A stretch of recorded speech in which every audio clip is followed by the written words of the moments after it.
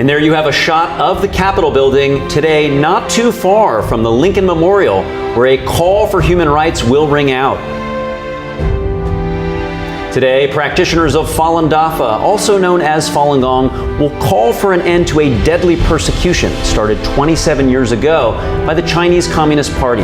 Human rights advocates will join them for a rally at noon in front of the Lincoln Memorial, after which they'll march on Constitution Avenue. We'll bring you coverage of both events, as well as expert analysis on the persecution and its global impact. I'm Carrie Dunst. I'm Stephanie Cox.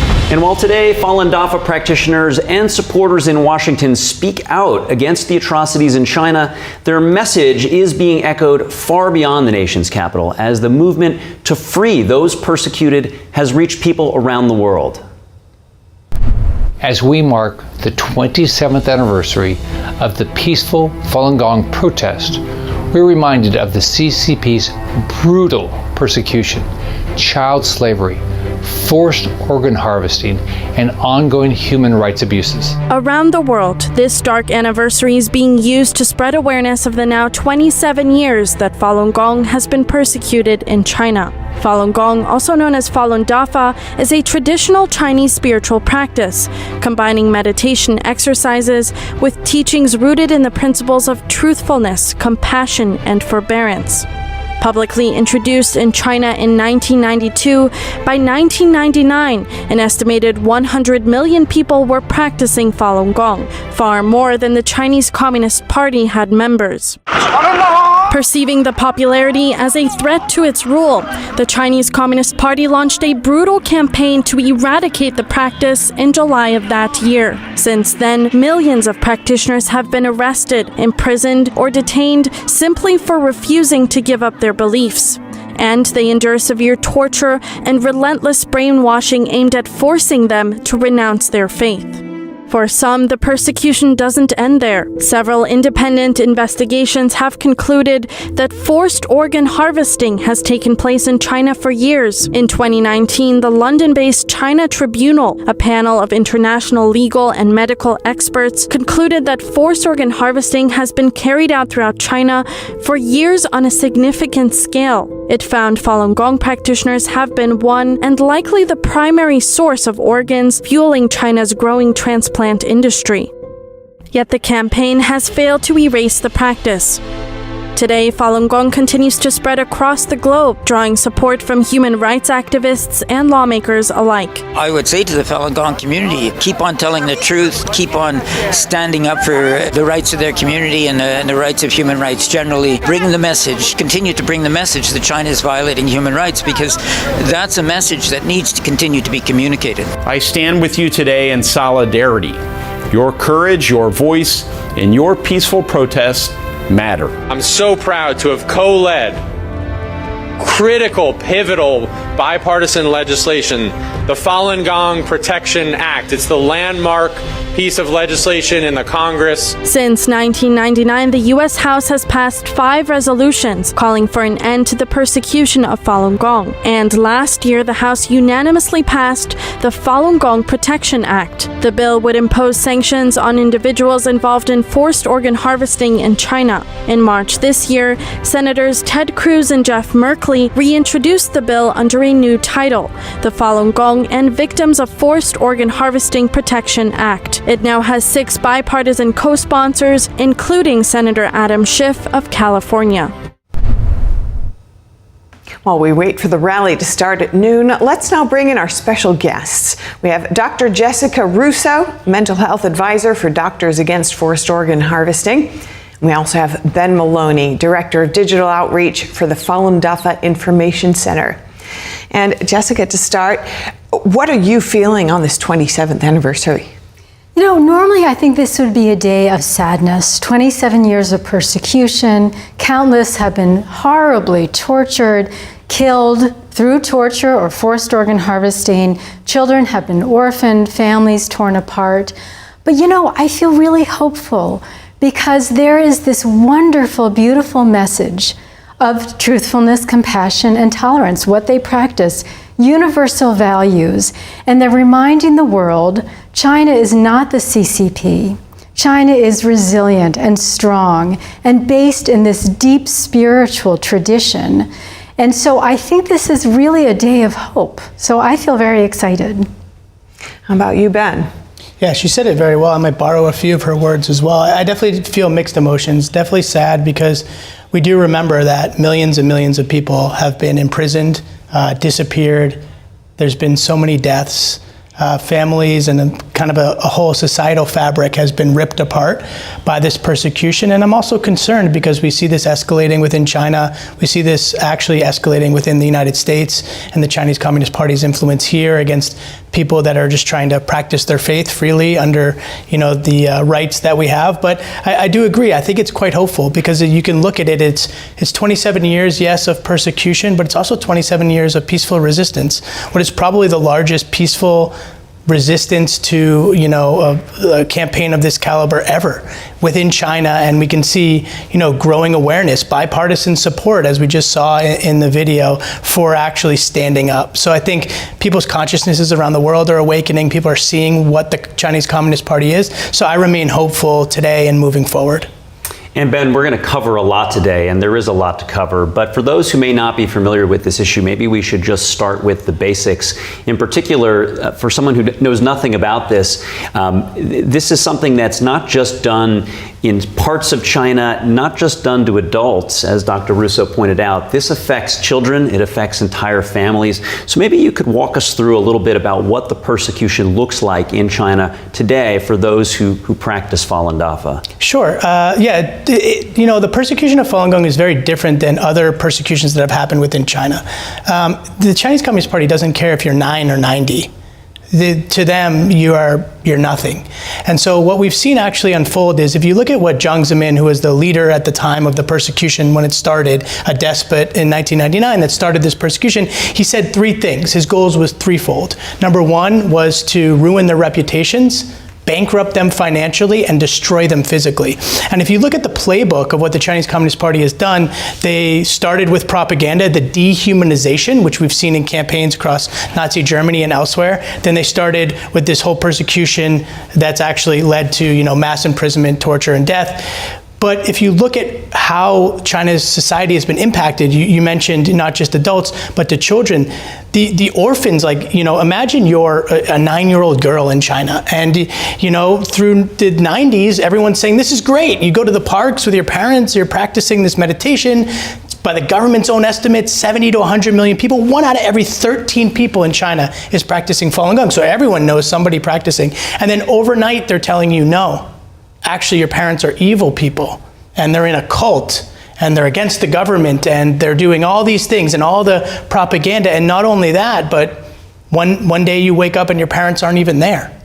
And they've been put into a labor camp, and you can't even get in touch with them, and you're orphaned. And that is the impact on Chinese society. And not only that, but the Chinese Communist Party is saying, well, unless your parents give up their faith, you can't go to school. You can't go to college, you can't go to middle school. And a lot of practitioners and their families within China have become homeless as a result of that. So it's not enough to overstate how much this has affected the very fabric of Chinese society. Wow, when you paint it like that, just the ability to go to school or carry on a normal life, it really brings it home. And I want to address this now to you, Dr. Russo, because it takes an even darker turn when you consider the medical element to this. The crime of forced organ harvesting. To say it out loud, it's hard to even imagine that. Yes. But it has now gotten the attention of the U.S. Congress. There's bipartisan support now to address this issue. I want to bring up a testimonial that was given this week at a Chinese Freedom Forum in D.C. from a mother who was arrested for her faith in Falun Dafa. Let's watch that now and we'll get your reaction.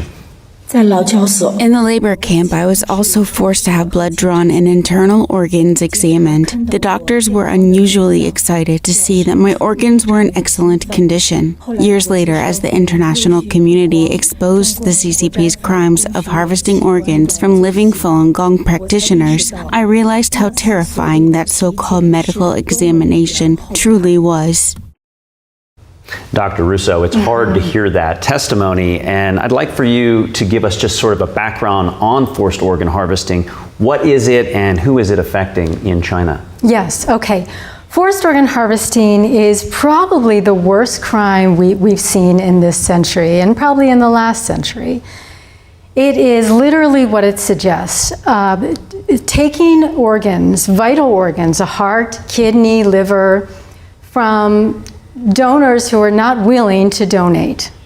And in China, it means usually killing them. In most cases, we have one survivor right now, very unusual, but in most cases, the so-called donor is killed, and this is happening on a massive scale. It's state-initiated, it's state-run. So this is very different than what you see in black market organ trades around the world, including in the US. China is the only country that has a government that is doing this. And this started with Jiang Zemin, and he was the head of the CCP, the Chinese Communist Party, and he initiated the persecution of Falun Gong. Later we found out he was the one who called for forced organ harvesting. He wanted to eliminate this group. So we would say this is an annihilation campaign, and it's a form of genocide, and it's affecting millions. And it's a $9 billion industry. It's huge. So they're making a profit from this, but we believe first and foremost, it's a crime of genocide. They want to kill this group. That's what's most important to them. Something that nobody would want to be involved with, let alone condone. And yet, what role is organ transplant tourism playing in all this? Yes, it's huge, because China's so attractive right now because you can get an appointment to get a vital organ like a heart. And you know if that's happening, somebody's being killed on demand. But patients who are desperate to save their lives, they see this, they can get an appointment, and they can finally save their life. As opposed to waiting in any other country where there's an ethical system, like the US, they have to wait for months, years. Sometimes they die waiting.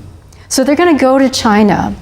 Now, since 2013, the Chinese regime has actually been promoting organ transplant tourism in a very small island.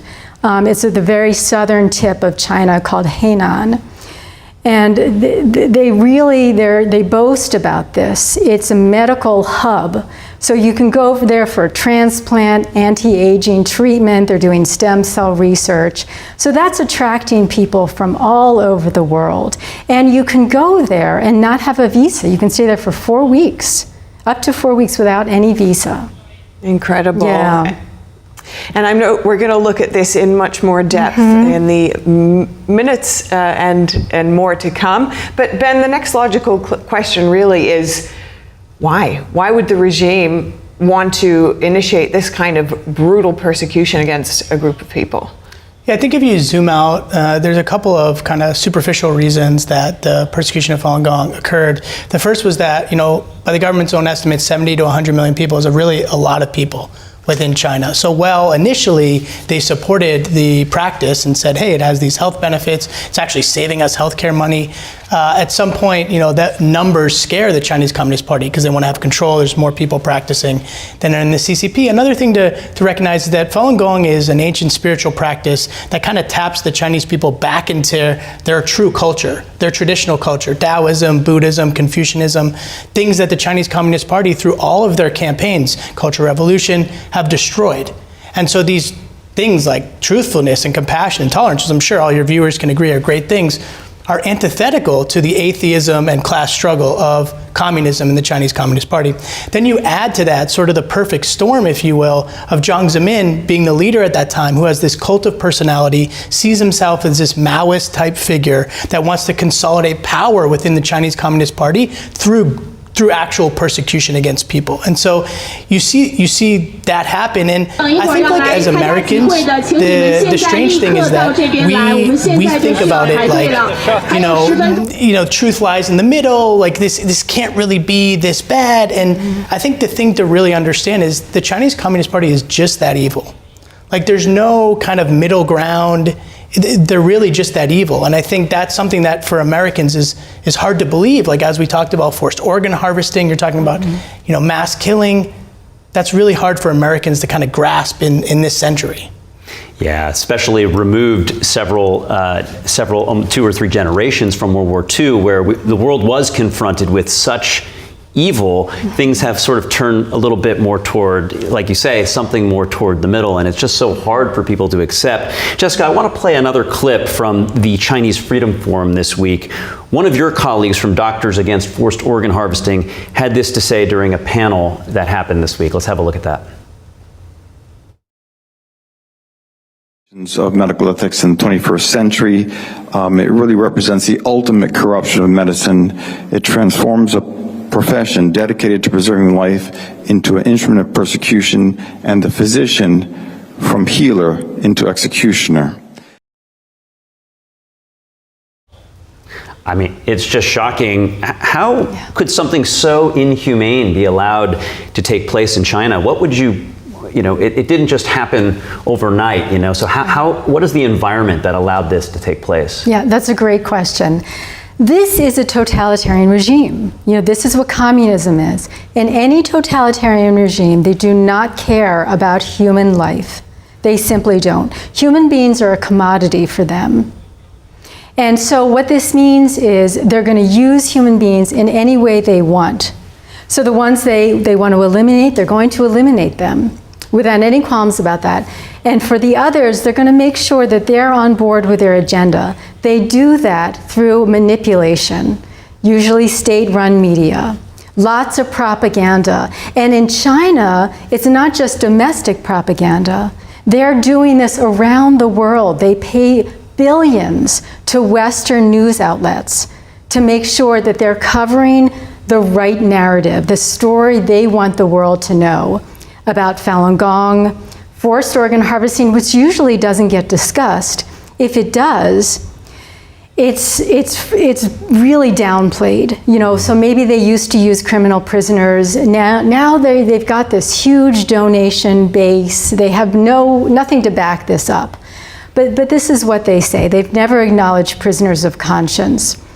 The New York Times is one media outlet that is really shamefully repeated these lies and these stories about what Falun Gong is. And so what happens is people read, oh, this is some kind of an evil cult. These are bad people. They're subhuman. They've been referred to as vermin. This is very much like what the Nazi Party did with the Jews. And their sympathy goes down. They're just not going to care as much. So when these horrible stories come out, well, maybe they deserved it. People in China are really brainwashed to believe that China is the same as the CCP. And so when this is happening, they think, okay, so this is good because they were enemies of the state. This is how they're presented in China. So I'm doing a good thing. As a surgeon, I'm eliminating this group that's such a huge threat to our nation. So we can't have this. So this is how these things happen, propaganda and brainwashing, and people get manipulated and they get coerced, and sometimes they get threatened. Even in the US, if you're not willing to go along with the party, there are going to be repercussions for this. The New York Times is actually banned in China until they started doing negative stories about Falun Gong, and then they got back in. Everybody wants the Chinese market. So this has been very powerful. Yeah, gosh, there's so much to unpack here with the multi-layer approach of the Chinese Communist Party's persecution here for 27 years. It continues. Jessica, Ben, thank you so much for being here. Folks, we are coming right back. There's a lot more to go over, but right now we are looking at New York City, and a banner there reading Falun Dafa is good. That was filmed just earlier this week. Stay with us. You're watching the 2026 Rally and March to end the persecution of Falun Dafa.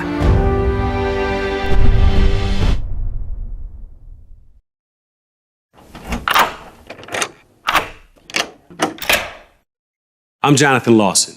If you're 50 to 85, please listen closely. The lock I want to talk to you about isn't the one on your door. It's a rate lock for your life insurance that guarantees that once you're insured, your rate can never go up at any time for any reason. Many policies you see don't have one, but you can get a lifetime rate lock from Colonial Penn. This plan was designed for people on a fixed income with coverage options that start at $9.95 a month. That's less than 35 cents a day. Your rate is locked in for life. Coverage can never be canceled, and your acceptance is guaranteed. You cannot be turned down because of your health. See for yourself. Call for an information kit and gift. Both are free with no obligation. Call 1-800-624-6556 for your free information and your free gift. That's 1-800-624-6556. 1-800-624-6556. Call now. Is deep sea fish oil really healthy? Due to pollution in the oceans, most fish contain heavy metal elements and radioactive substances. That's why it's so important to choose a pure source of omega-3. Puritan green vegetable omega-3 is made from purslane and perilla seeds, which are rich in nutrients and minerals. It effectively improves brain power and is beneficial to the heart's health. Puritan green vegetable omega-3. Eat 2 a day and you'll feel brand new. I think building kindness in children from a very young age is foundational to their growth, to building their character, to allow them to share with each other in a classroom and in a space that is safe, like in the Ganjin World platform. I'm a New York State certified teacher. Currently, I teach in a public school in upstate New York. And I'm also a Ganjin World Campus channel creator. I've been fortunate to use Ganjin World's Teachers Premium channel for the past 3 years, and it's been shaping my curriculum and teaching, both in the classroom setting and in our home school. If children can learn to support each other from a very young age and encourage each other and help, it'll only strengthen the future of our society. You can just assure yourself everything on Ganjin campus, on Ganjin World, it will be safe, it will be clean. Sparked many positive changes in our students. Ganjin Campus equips educators worldwide with powerful Teachers Premium channels and high-quality learning resources to help children learn and grow safely online. When you support one teacher, Ganjin World matches your support to help another. Support Ganjin Campus. Scan to learn more. Even the mighty might not see it coming. It's prediabetes, and it captures 1 in 3 adults. But you can escape. Take the 1-minute prediabetes risk test at doihaveprediabetes.org. Be your own hero.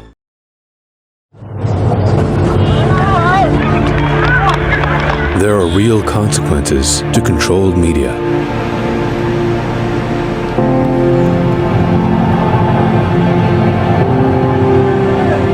And NTD's founders know them firsthand. Our freedom of thought is the price.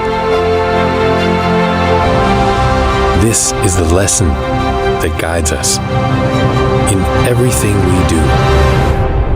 Yeah, so there's the tear gas there. We know the value of a free society. And we take seriously the responsibility to preserve it. We are NTD.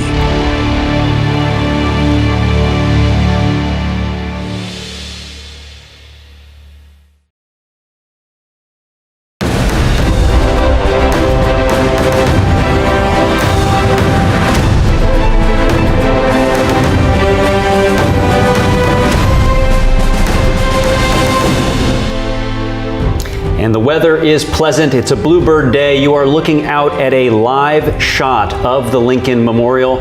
This is NTD's special coverage of the 2026 rally and march to end the persecution of Falun Dafa. I'm Carrie Dunst. And I'm Stephanie Cox. And we're now coming back to our panel. We have Dr. Jessica Russo with us and Ben Maloney. Thank you both for joining us. Ben, to jump back into the conversation we were having, when people think of these human rights crimes happening in China, they think it's so far off, but actually it's coming here to America, the long arm of the Chinese Communist Party. Practitioners here in America have dealt with all different types of pressure. Can you speak a bit to that? Sure. There's a term you might hear thrown around called transnational repression, and it's a kind of a bureaucratic term, but what it basically means is that when a foreign government reaches its arm into another country to basically persecute people in that country. Oftentimes they're dissidents or their own citizens. And so China is the most notorious for this. And so when they kind of waged war on Falun Gong, to use their terms, and want to eradicate Falun Gong globally since 1999, that has always been a global campaign. However, in the past few years, we've seen this ramp up. So to give you an example, in 2022, Xi Jinping, and this was leaked information, had a meeting. And in that meeting, he said that basically the campaign to eradicate Falun Gong globally had, quote, not been creative enough. And so he gave a mandate, a two-pronged mandate, to use lawfare and disinformation to basically combat Falun Gong in the West.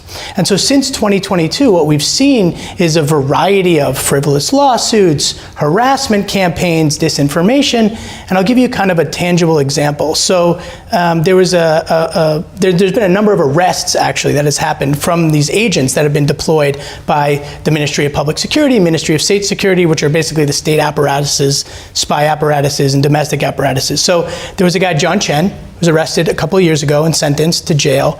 And John Chen was bribing who he thought was an IRS officer to try to revoke the nonprofit status of a Falun Gong related entity. So he was caught, he was sent to prison. As he was in prison, he told his cellmate that he had actually been paid by the 610 office, which is this extra legal Gestapo-like police force established to persecute Falun Gong in China for many years. So what does that mean? That means that this comes from the very top, that there's actually state forces within China that are operating in the United States to do things like try to bribe officials. To give you another example, I myself and my family have been subject to death threats. The Falun Dafa Information Center, and by name, I got a death threat that said they were going to kill me and kill my whole family with pictures of shotgun shells. That is quite personal and quite deep for the work that I'm doing here today, for speaking out against people that, for people that don't have a voice, for talking about the persecution. And that is a heavy, heavy example personally, but there's hundreds of these examples we've seen ramp up since 2022. And this is something that's quite coordinated, and it's like the apparatus of China working in the United States. Yeah, when you describe trying to bribe an IRS agent, that is terrible. But then when you get death threats to people and their families, I'm sorry for what you've endured. I can't even imagine the pressure that one must feel when that happens. And that actually turns to another important part about how propaganda and messaging and narrative plays into all this. I want to understand a bit from you, Dr. Russo, about how the CCP is using those tools, both propaganda and their ownership and consolidation of all media inside the mainland when it comes to the crime of forced organ harvesting. They're doing a lot of that. They started doing that when the persecution started. The media before the persecution started talked about Falun Gong in glowing terms. And afterwards, it was so negative, and people were really turned off to this practice. One of the things that was happening was there were many people actually in China in the very beginning who were feeling that Falun Gong was good and it shouldn't be persecuted. And so, Ben, I'm sure you're very aware of this. In 2001, there was this self-immolation hoax right on Tiananmen Square, where they set up all of these so-called practitioners who were putting themselves on fire. And all of this was made up, it was staged, and that really turned the way people thought about Falun Gong. And now all of a sudden you had the will of the populace. This is exactly what they wanted. And this is what they're doing internationally as well. It's really horrible. I hear from my patients, even from people in my family, they read the New York Times, and they see these stories, or social media even, and they say, oh, this is really horrible. You should see what's happening at Dragon Springs, where this is the campus of Shenyun. Read these articles, this is so informative. And it's very disturbing to me, but fortunately I'm in a position where I understand what's happening, so I can talk to them about this and turn them around. But it's pretty overwhelming that people are drawn into this.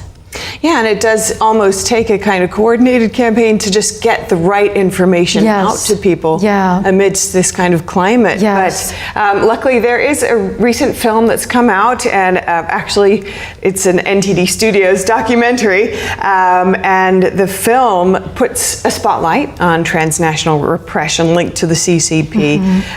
It's called Unbroken, The Untold Story of Shenyun. And Ben, I want to look at that with you. It largely centers on two American dancers, both Falun Dafa practitioners in the New York-based dance company Shenyun. And we can see through that film how their tour buses are attacked, the artists are threatened with their lives, their venues even face bomb threats, so patrons of their shows, of the theaters, are also getting involved here. Has this kind of evolved really into a kind of national security issue for the US and even for other nations? Yeah, I think what we're seeing play out, and Shenyun's a really good example, is what Beijing's playbook is for what they don't want. And I think if we talk about the impact of Shenyun, I think it's important. I have a friend, actually, Chen Gang, who was one of the early members of Shenyun, and I know him because we did work with him for Falun Dafa Information Center. And when he was in China, he was kidnapped from his home, and he was put into a black jail, and as he describes it, he was tortured for a very long time with electric batons, like cattle batons, and they would zap him, and they would zap him, and they had him handcuffed, and they would say, you have to give up your faith, you have to give up your faith. And he went through very brutal torture, like so many Falun Gong practitioners. And when he came to the US, he learned music, and he started playing music, and he was part of this early group that said, hey, our culture is being destroyed. Our faith is under attack. Let's use the performing arts. Let's use classical Chinese dance. Let's use music to kind of tell the world, almost like a renaissance. And let's go tell the world what's actually happening in China, and let's show them our culture. And that's really the seeds of what Shenyun was. And over the past 20 years, it's become an international success. Now, if you look at that international success, what has it done? It's shown the culture before communism. And it's also shown the atrocities that the Chinese Communist Party is committing, that obviously they don't want the world to know. So it becomes this big thorn in the side. And Xi Jinping and other leaders have named Shenyun by name as part of the campaign to stop Falun Gong internationally. And so if you look at the campaign against them, you're talking about bomb threats. Kennedy Center, we're talking about Washington, D.C. was evacuated. The Prime Minister of Australia received death threats for trying to allow Shenyun to perform. This year in Vancouver, consulate officials tried to meet with the Vancouver government and theaters to try to cancel performances. These are both overt and covert things that are happening. And I think the whole point is twofold. Number one, to stop any information from coming out that the Chinese Communist Party doesn't want. They don't want these crimes exposed. Imagine the Nuremberg trials to come when people find out about all of this. That's number one. And number two is, they can't do the same propaganda campaign of the dehumanization they did in China. They don't control all the media like they do in China, but they can certainly put some doubts in your mind.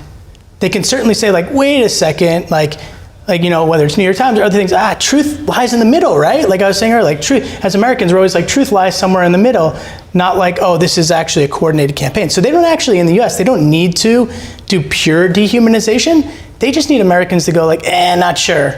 I heard that thing was kind of weird, or there's something going on, and I don't really want to get involved. I don't want to speak out about it. But that is the start of basically the Jiang Zemin playbook of ruin their reputations. And that's the start of being able to do all these other things. And of course, Falun Dafa is really this system teaching truthfulness, compassion, forbearance. And yet, as you mentioned, Jessica, there have been articles published with all kinds of allegations that it's a cult and other such things. But when we take a look at the articles that have come out that you've already mentioned, discussing all of this, do you think that they're really playing into the hands of the Chinese regime? You mentioned that there's some kind of potential benefits there that they might be going for inside there. And folks, we will be heading shortly to the rally itself in DC, the 2026 rally in March to end the persecution of Falun Dafa. But Dr. Russo, coming back to this point of the New York Times articles, there were a series of them, an unusually high number of articles coming out against Falun Gong. Yes. And I do want to come back to this, but the speaker has just begun at this rally, so we're going to tune in live to that now.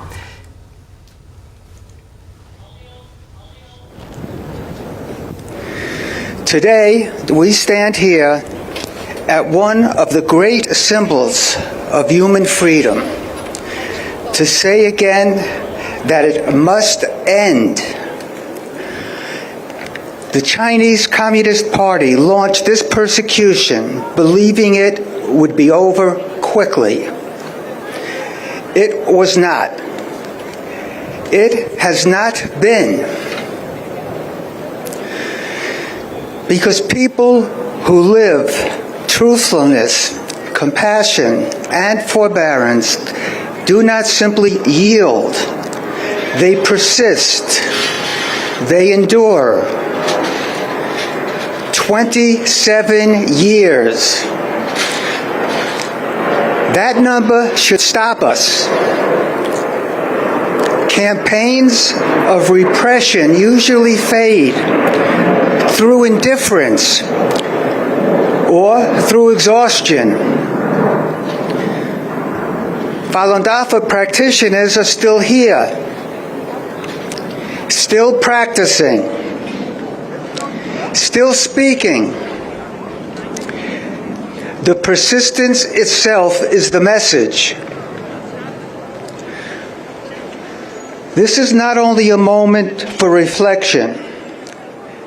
The CCP reach extends well beyond China's borders. Practitioners who fled to safety in the United States still find their families in China threatened, still find themselves tracked. If people lawfully on our shores are subject to a foreign government's harassment, what exactly are the limits of that government's ambition? There are no self-imposed limits. Since taking power in 1949, the CCP has followed one pattern for 77 years.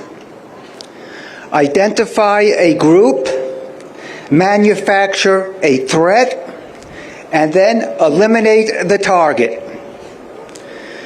Falun Dafa has been on that list for 27 of those years. Power is maintained by fear, and fear requires a target. The antidote is what brings us here. Not anger, but truth, spoken clearly, in public, year after year. To the practitioners who have kept this vigil for more than a quarter century, your forbearance is documented. It is known. It will be part of the historical record of how this persecution ends. Because it will end. Learn the history. Share it. Telling the truth is an act of consequence. We will keep telling it. Thank you. Our first speaker today represents New York's 18th Congressional District. We appreciate his willingness to join us today and to recognize that religious freedom and human dignity deserve bipartisan attention. Please join me in welcoming Congressman Pat Ryan.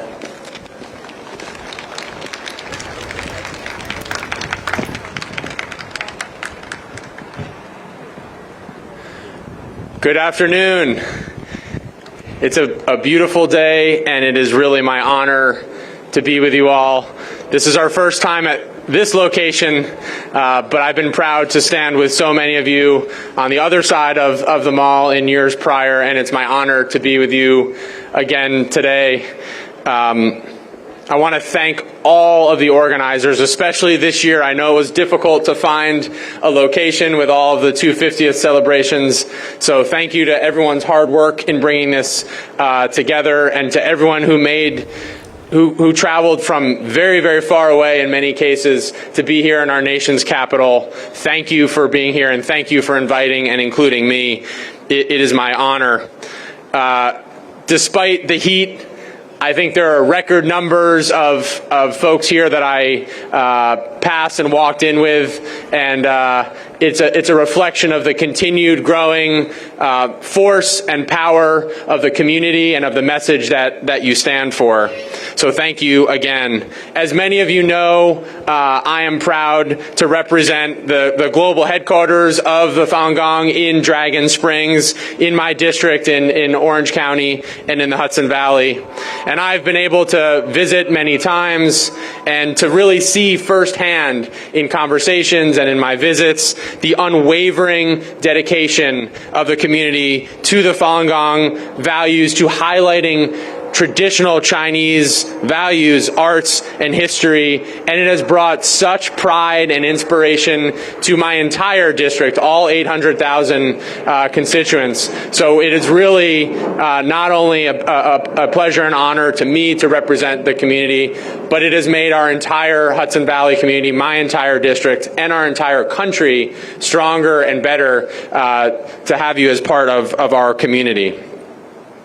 I've seen it over the years now, just unwavering adherence, commitment, and faith in these values of truthfulness, of compassion, of forbearance.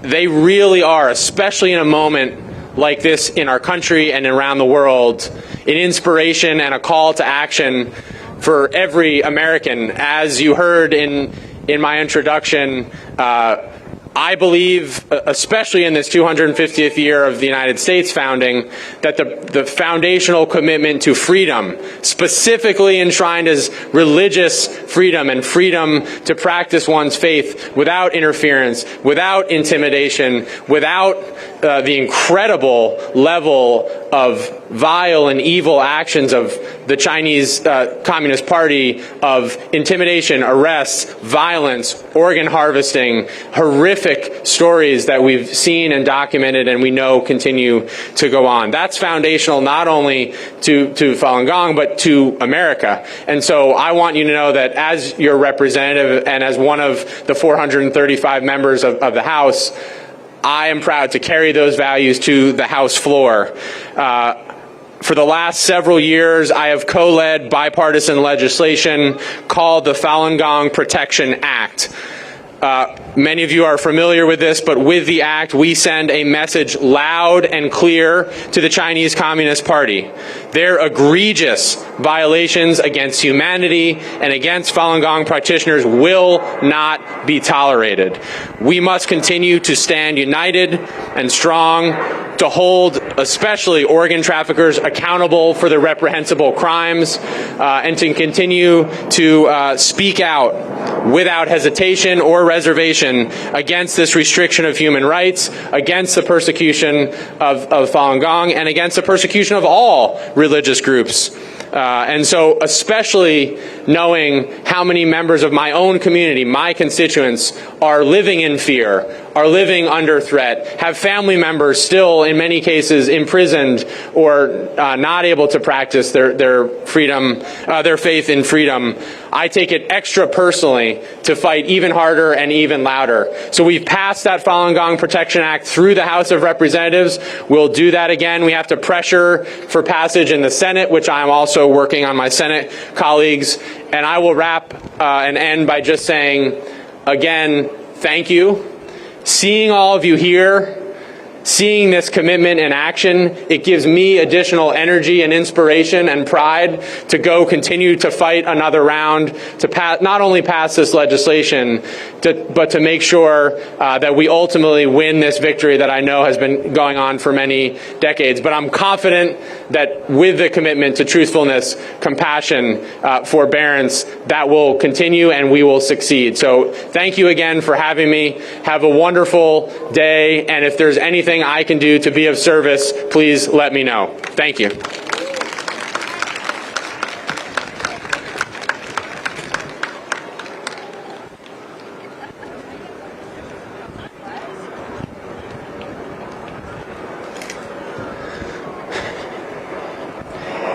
Our next speaker is Karina Lipsman of the Victims of Communism Memorial Foundation. Her organization works to preserve the memory of those who suffered under communist regimes and to educate future generations about the importance of freedom.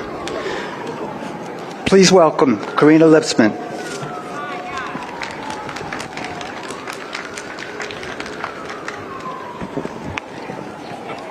Good afternoon. It's such an honor to be here with you all today on the steps of the Lincoln Memorial, which is famously known for when Dr. Martin Luther King Jr. gave his famous speech, "I Have a Dream."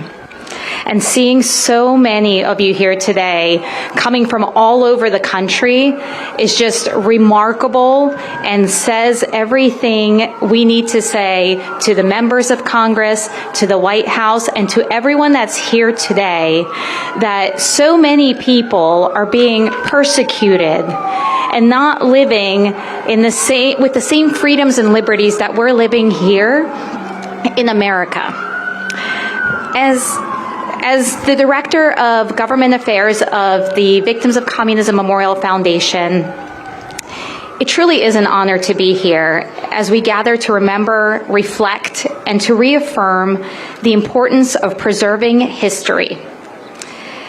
The work of remembrance is never simply about the past. It is about ensuring that the experiences of millions of people are not forgotten, and that future generations understand both the value of freedom and the human cost when it is denied. The Victims of Communism Memorial Foundation was established by an act of Congress in 1993 with a clear mission: educate Americans about the history, philosophy, and legacy of communism, and to honor the more than 100 million people who lost their lives under communist regimes. Since its founding, the foundation has worked to preserve the stories of those who endured persecution, imprisonment, forced labor, famine, religious oppression, and political repression. These stories remind us that history is ultimately about people. Behind every statistic is a family separated, a dream interrupted, a voice silenced, or a life forever changed. Today, we also recognize that the struggle for fundamental human rights did not end with the Cold War. And I was born and raised in Soviet Ukraine, so I remember this. In many parts of the world, individuals continue to face persecution because of their faith, their beliefs, or their commitment to live freely. One of the most enduring examples is the Chinese Communist Party's decades-long persecution of Falun Gong practitioners. For more than 27 years, countless individuals have faced arbitrary detention, torture, imprisonment, and other grave human rights abuses because of their peaceful spiritual beliefs. Numerous governments, researchers, and human rights advocates have also raised serious concerns about the allegations of state-sanctioned forced organ harvesting from prisoners of conscience, including Falun Gong practitioners. Allegations that deserve continued scrutiny and accountability. Here in the United States, Congress has taken meaningful steps, as the Congressman just mentioned, to address these concerns. Last year, the House of Representatives unanimously passed H.R. 1540, the Falun Gong Protection Act. Most recently, the Senate Foreign Relations Committee advanced it. And the Victims of Forced Organ Harvesting Protection Act. These bipartisan legislation efforts reflect a shared commitment to confronting credible reports of severe human rights abuses and to stand with victims of religious persecution. As these measures continue through the legislative process, they represent an important opportunity for the United States to affirm that crimes against human dignity cannot be ignored. The challenges are not confined within China's borders. Increasingly, we have seen reports of transnational repression, efforts to intimidate, harass, or silence individuals and organizations beyond China itself. Falun Gong practitioners and organizations associated with their community, including the performing arts community, Shenyun, have reported threats and intimidation aimed at suppressing their voices abroad.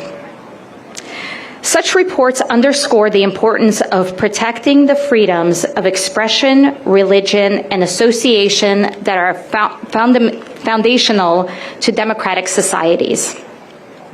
As Ambassador Sam Brownback has often observed, the protection of religious freedom is not only a fundamental human right, but also a powerful force for positive change.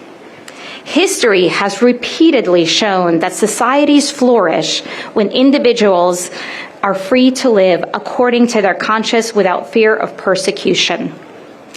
At the Foundation, we believe education is one of the most powerful tools for preserving memory and promoting liberty.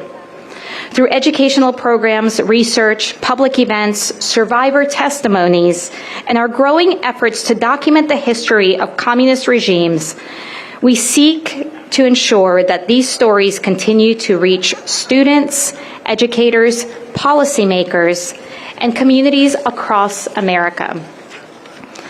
In my role, I have had the opportunity to work with leaders across the political spectrum who recognize the importance of historical memory and universal human rights.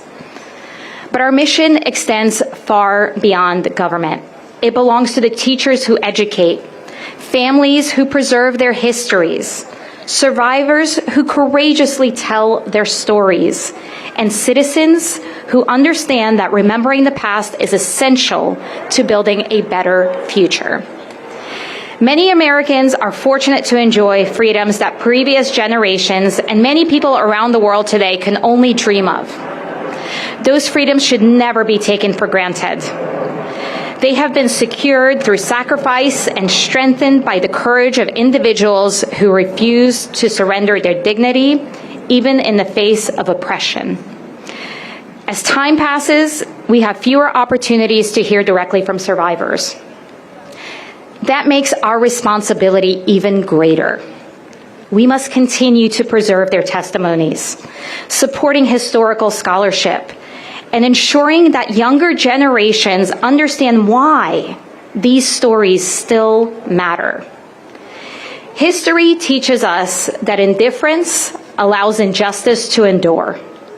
Remembrance, by contrast, is an act of responsibility.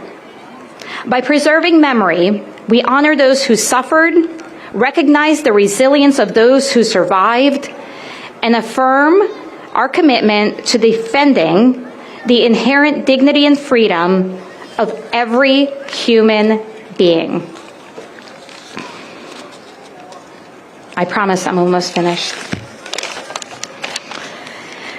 Thank you again, everyone, for the support of the mission of what our foundation does, your support of Falun Gong.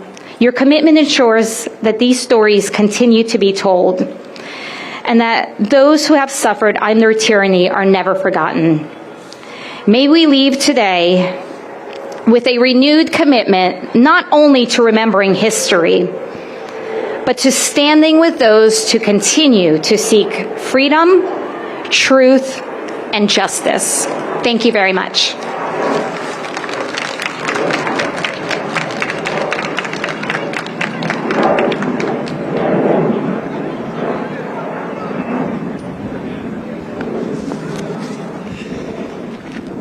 Our next speaker is Kurt Werthmuller, of the United States Commission on International Religious Freedom.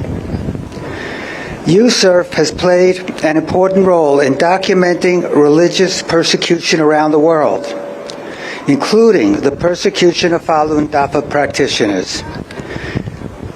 Please welcome Kurt Werthmuller.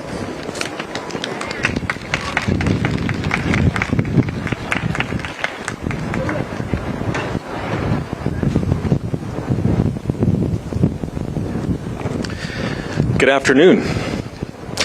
I'd like to first thank the Falun Dafa Association in Washington, D.C. for hosting this event and for inviting, once again, the United States Commission on International Religious Freedom, or USERF, to participate. My name is Kurt Werthmuller, and I am a supervisory policy analyst at USERF, for which I oversee our work on East, Southeast, and Central Asia.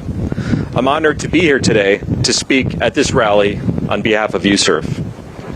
USERF is an independent federal legislative branch agency that U.S. Congress established through the International Religious Freedom Act of 1998. Our mandate is to monitor religious freedom conditions abroad and to make recommendations to the President, Secretary of State, and Congress on how to advance international religious freedom through U.S. foreign policy. In our 2026 annual report, which we released back in March, USERF once again recommended that the U.S. Department of State redesignate China as a country of particular concern for its systematic, ongoing, and egregious violations of religious freedom, including against Falun Gong practitioners.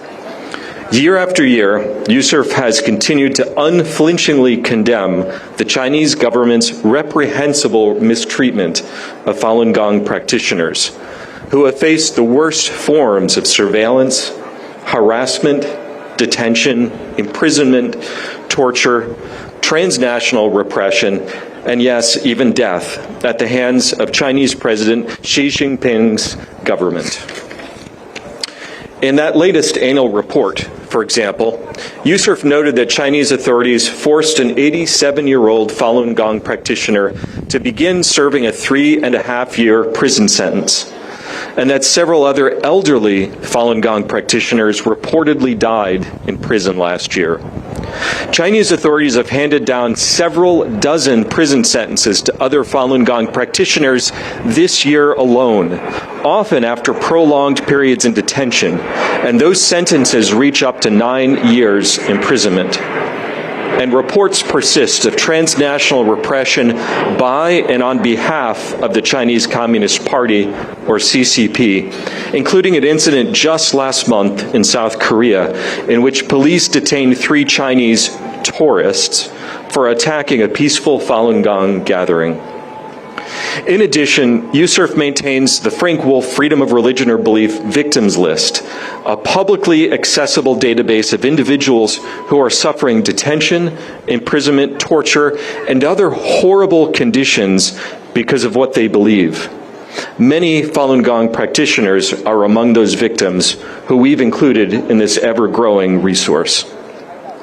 International experts have widely documented the CCP's dehumanizing treatment and gross violations against Falun Gong practitioners.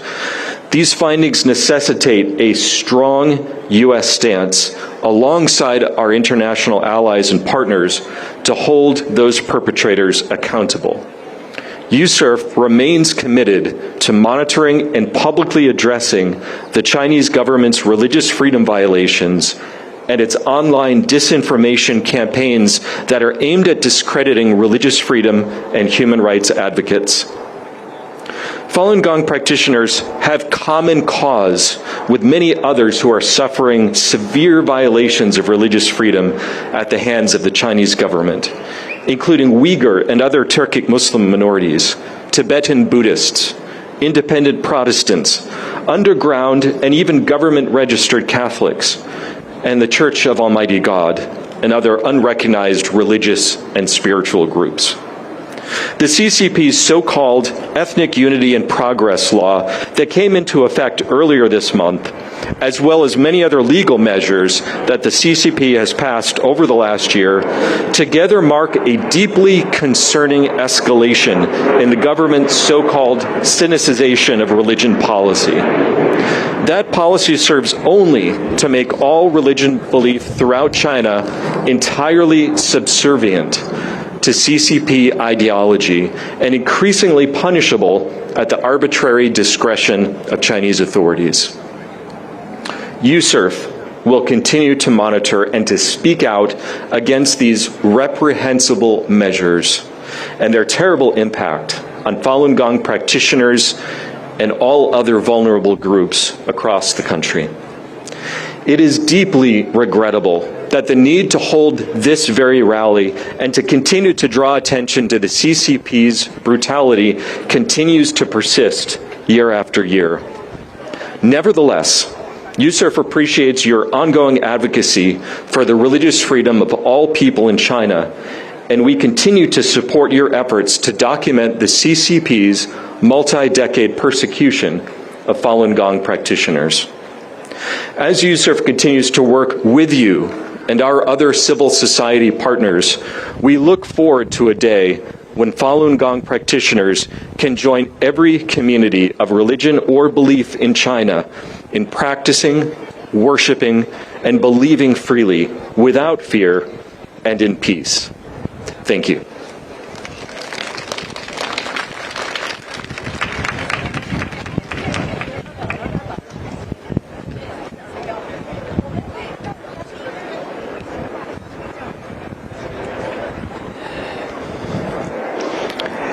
Our next speaker is Rick Fisher, one of America's leading experts on China's military and strategic ambitions, and a longtime friend of the Falun Dafa community.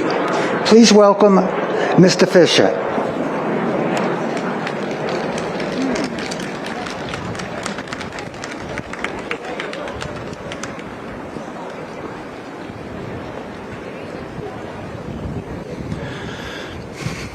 Falun Dafa Hao. Falun Dafa Hao. Thank you for this wonderful invitation to join you on this day and to join you in standing in the shadow of martyrs. Abraham Lincoln, who gave his life for a united and free people. Martin Luther King, who has been mentioned. When I was 4 years old, stood here and gave his speech, "I Have a Dream." You are part of that dream, as is every other person yearning for freedom, yearning for their rights, yearning for justice for their family, for themselves, for their country. I am also honored to be a semi-frequent contributor to your newspaper, the Epoch Times. I've spent the last 30 years chronicling the rise in power and evil of the Chinese Communist Party. In those 30 years, I saw the birth of your movement and how it seemed to be growing well until the Chinese Communist Party decidid you were an enemy because you represented a path to free thought, a path to truth. Simply thought that you would have yourselves. None of that is permitted in any organization, any province, any country, other country, future country that should become controlled by the Chinese Communist Party. Last year, I remember also having the honor of addressing your rally. It was a very hot day. Today we've been blessed with cool breezes. But from the Chinese Communist Party, the heat has only gotten hotter. Last September, China revealed many new weapons in a huge parade, nuclear weapons. China is on the path to becoming a nuclear superior country on this planet. And every time the Chinese Communist Party increases its power, it uses that power not only to suppress the people of China, but to suppress people and countries surrounding China. 2 days ago, the Chinese Coast Guard bashed the head of a Filipino sailor trying to get to a doctor. And if you go on social media, all you'll see is that the Filipino deserved to be bashed on the head simply because he works on a ship on a territory that China claims in the middle of the South China Sea. China is preparing to wreak havoc and evil on the poor people of Taiwan, 23 million. China will invade this country, destroy that democracy, and draft the young men into wars against Japan, against the Philippines, who knows, maybe even as far away as New Zealand. How do we stop this threat? How do we stop this malignant tumor? Like the China virus, remember that? Killing 6-7 million people? How many of those people may be relatives of you here today?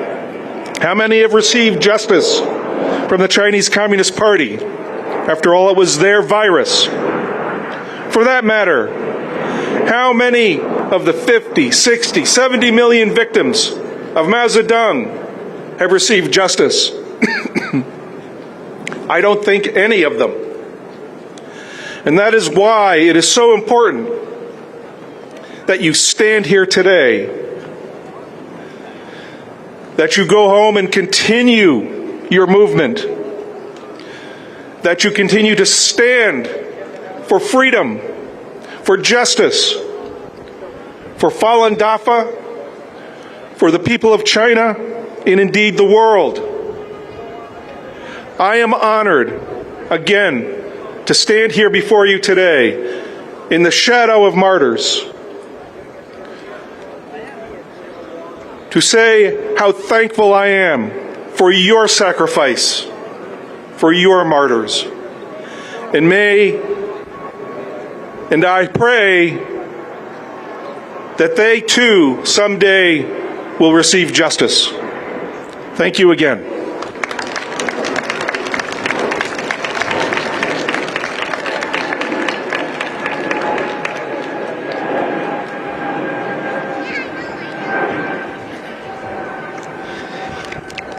Our next speaker is Sean Nelson of ADF International, where he works to defend religious freedom around the world. We are grateful for his commitment to protecting one of humanity's most fundamental rights. Please welcome Sean Nelson.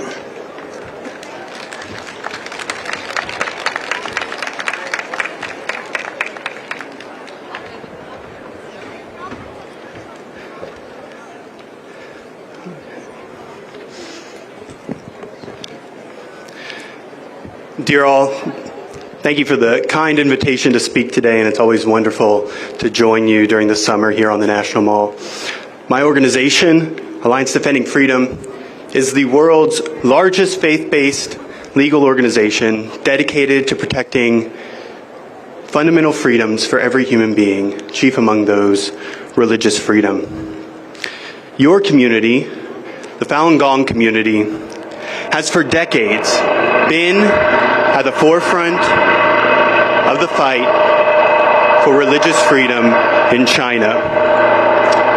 For 27 years, you have warned about the Chinese communist regime's systematic efforts to prevent people from worshiping as they choose and living out their faith as their conscience dictates. The mass surveillance systems that are so widespread in China and that are used to monitor houses of worship and religious communities across the country were first developed to spy on you. The arbitrary and mass detentions, the torture and imprisonment of so many, from Uyghur Muslims in Xinjiang to the underground Christian church, those were strategies designed for and targeted first on you. The shocking horror of forced organ harvesting, that came against your community first. Thousands from the Falun Gong have died from torture and abuse at the hands of the Chinese Communist Party over the past 27 years. Thousands more have been targeted in just the past few years, not only within China, but across the world, including in these United States of America, by a coordinated campaign of transnational repression. And for what? For recognizing an authority greater than the Chinese Communist Party itself, for desiring freedom to live out a faith that rejects totalitarianism. And that is why I admire you. In the face of decades of unrelenting persecution, you and your community have always spoken out against communist brutality and persecution. You have stayed united in showing the vast gulf between religious freedom and totalitarian dictatorship. You have kept your faith from destruction. You have supported other persecuted communities, and you have educated millions of people around the world, exposing the depravity that humanity can descend to when we reject the fundamental worth that every person has, and indeed when we reject God and seek salvation in the arms of dictators. Your struggle and your witness is what America is all about as we celebrate our nation's 250th anniversary. A place where freedom is prized, where religion is respected and free from state interference, and where every voice has a chance to be heard. I'm grateful that America is a place where all of you can show every year here on the National Mall precisely what happens in countries that deny those fundamental values. And we should never tolerate attempts by foreign governments to silence people like you. I'm glad that legislation targeting those Chinese officials who have directed or facilitated the unspeakable crime of forced organ harvesting is finally being moved through the U.S. Senate after many years of stalled efforts. Recently here in Washington, D.C., many have been moved by Christian pastor Ezra Jin's incredible story of freedom, where on July 3rd, he was sitting in a Chinese prison cell. But by the next day, on July 4th, our Independence Day, he was watching fireworks with his family here in the USA. The incredible swell of advocacy, including from President Trump himself, has given people hope that efforts to stop persecution by the Chinese Communist Party are not always in vain. I pray and hope that these same efforts can be used to stop the ongoing persecution of the Falun Gong. I pray and hope that one day everyone in China will be able to freely live out their faith as their conscience dictates. May that day come soon. Thank you.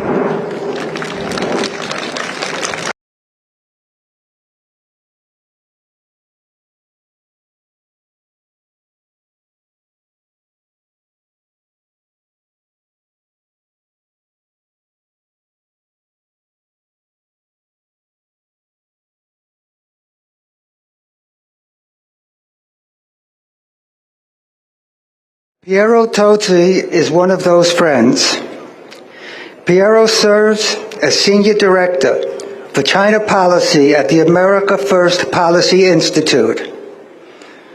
Throughout his career in Congress and public policy, he has been a steadfast advocate for human rights and religious freedom, and a longtime friend of the Falun Dafa community. Please join me in welcoming Piero Tosi.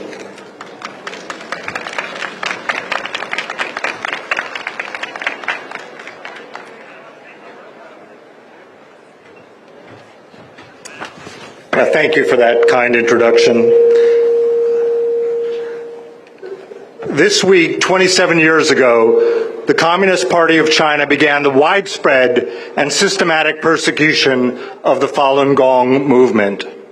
What the Falun Gong has experienced both in China and increasingly in the United States and elsewhere abroad, where the long arm of the Chinese Communist Party has followed and continues to engage in acts of transnational repression, underscores that the greatest victims of the Chinese Communist Party are the Chinese people themselves. And it is very important at the outset that we make a distinction between the Communist Party of China, the CCP, and the Chinese people, as that is a distinction that the party seeks to blur.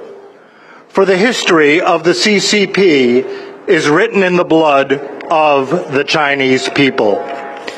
Even before 1949, that tragic year of the victory of the Communist Party and the founding of the People's Republic, the party was drenched in blood. As early as 1930, during the Jiangxi Soviet period, we saw the party under Mao Zedong turn against its own members, killing tens of thousands of Red Army soldiers and Communist Party members accused of being anti-Bolsheviks, but who were in reality people Mao suspected as being rivals or potential rivals.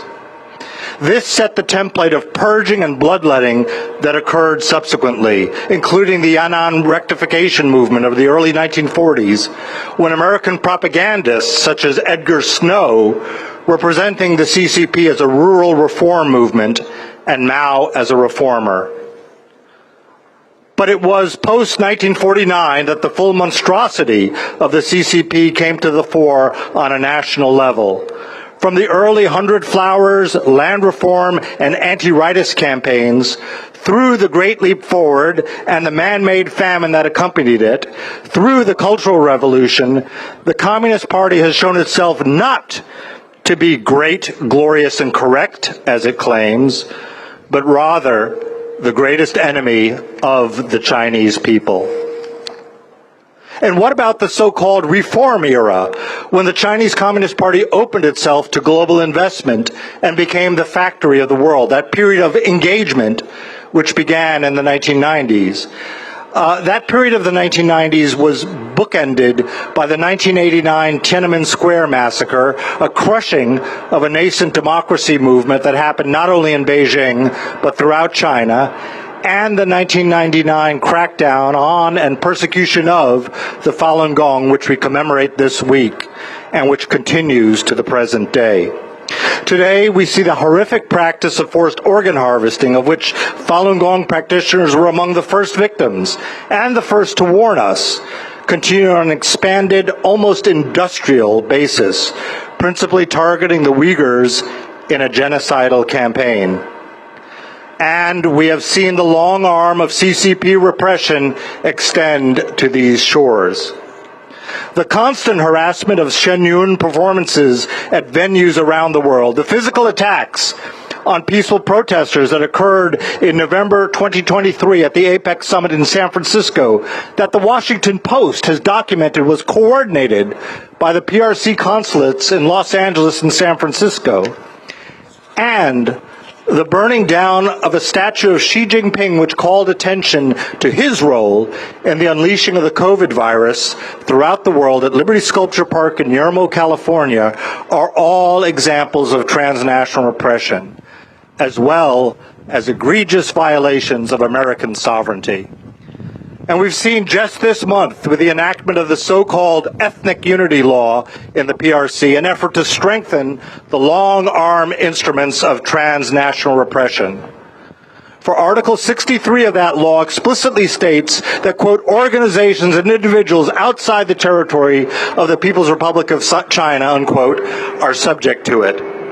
The law also underscores the totalitarian nature of the CCP and the regime. For it also reaches into the family and requires parents to teach children love the Communist Party and guard against ideas that are harmful and contrary to unity. And it is this concern over what ideas are in the heads of people that distinguishes the People's Republic of China under the CCP as a totalitarian regime and not simply an authoritarian one. For an authoritarian regime cracks down on those who directly oppose the government, but leaves a degree of independent civic space for religious freedom. A classic example of an authoritarian regime was Taiwan during the martial law era, for it was during that period of authoritarian repression that the Democratic Progressive Party, then called the Dangwai movement, which today governs Taiwan, was born and nurtured in the Presbyterian Church. That was a civic space where people were allowed to gather, to worship, and think freely. And why is this distinction between totalitarian and authoritarian important? Because the linguistic change to describe the CCP regime from totalitarian to authoritarian that took place in the 1990s coincided with that period of engagement when the West built up and subsidized the rise of the PRC and concomitantly deindustrialized, deluding itself into thinking that by engaging with China and granting most favored trade treatment, the People's Republic would matriculate into a democracy, just like Korea, the Philippines, Spain, Chile, and most relevantly, Taiwan had done in the 1980s and 1990s. But the nature of the regime has not changed. And had not. Totalitarian regimes can modulate their level of repression, as happened in the Soviet Union under Lenin with a new economic policy. With China's totalitarian regime, the face that they showed the West in the so-called reform era was a facade. It was a stratagem of crossing the oceans while deceiving heaven. 满天过海. And that is why it is important to remember what happened this week 27 years ago. Because the systematic suppression of the Falun Gong and the horrific torture, including organ harvesting, that the regime inflicted upon practitioners who refused to renounce their faith shows that the notion of a quote-unquote reform era was a fantasy. Totalitarian regimes seek to control the mind and what you believe in your hearts. That is why the CCP could not and cannot tolerate the Falun Gong. And that is why your witness here today, practicing your religious freedom, is so important. For while I do not share your religious beliefs, I do respect that you held on to them despite torture and persecution, and that you refused to conform to the dictates of an evil ideology. Thank you.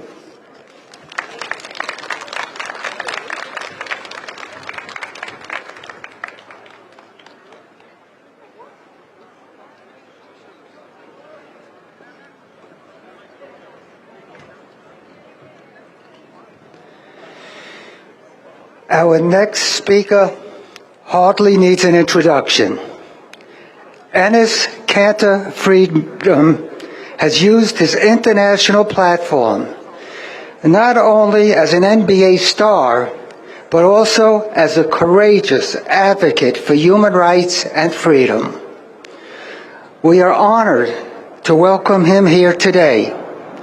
Please join me in welcoming Enes Kanter Freedom.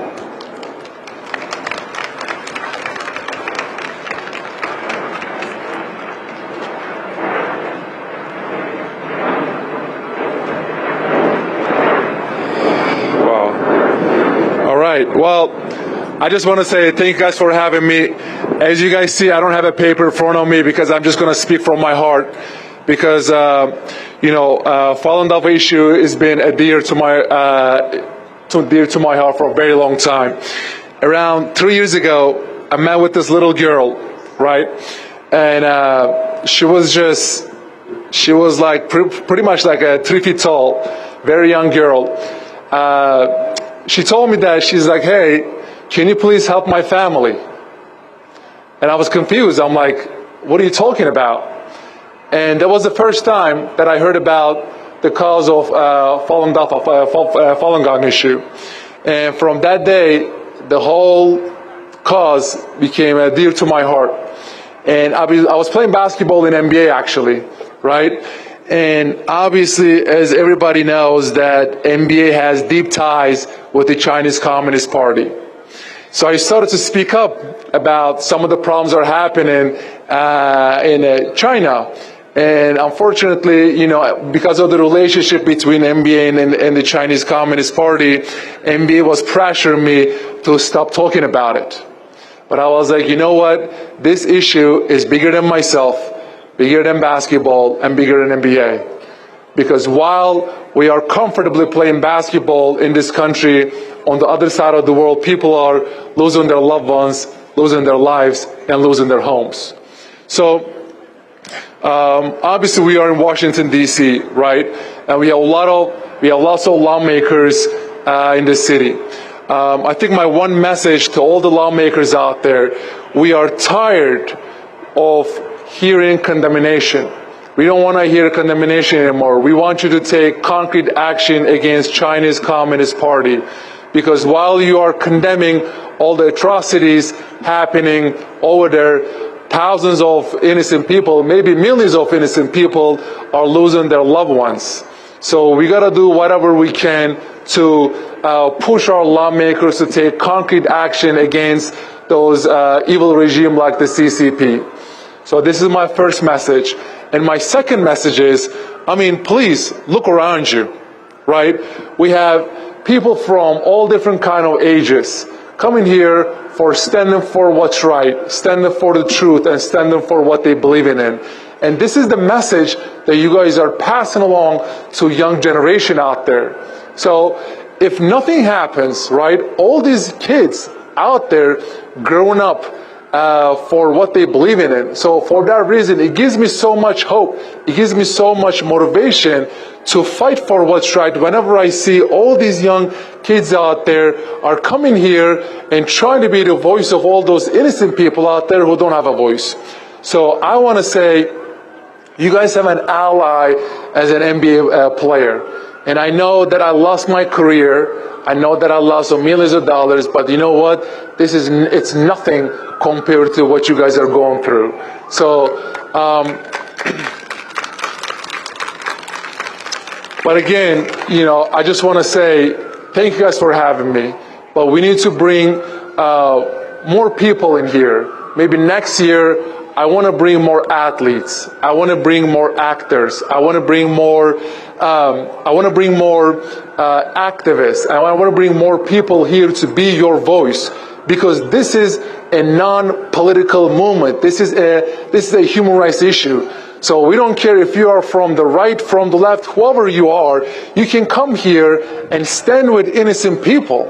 So also my last message to all the world leaders out there, if all these world leaders just actually listens and follows the pure message of the Falun Dafa or Falun Gong message, right, we wouldn't have any of these wars right now. It is all about compassion, it is all about truthfulness, and it is all about standing for what's right. So lastly, I want to say thank you guys for having me, and I'm going to do whatever I can to help you guys so we can be the voice of innocent people out there who don't have a voice. And again, we are tired of hearing condemnation. We need to take concrete action against the evil regime of CCP. So thank you guys for having me. Keep inspiring people, because I see we have thousands of people here, and more than half of it is the young generation. It is so important, because every Falun Dafa grows up as an activist. Every Falun Dafa grows up born as an activist. So for that reason, keep inspiring, please. Keep being the voice of voiceless people. And again, thank you guys for having me. I hope that we would not have to meet again next year, because I hope that this persecution and this pain will end as soon as possible. So thank you guys for having me. I'm honored to stand with you guys, and I'm going to do whatever I can to be your voice. You guys have an ally in the NBA. Thank you guys for so much. Appreciate it.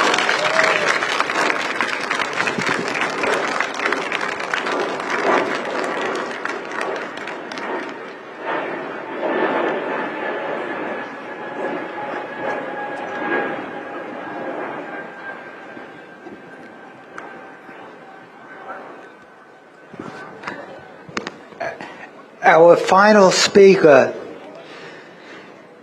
if my recollection is correct, has been with us since our very first rally.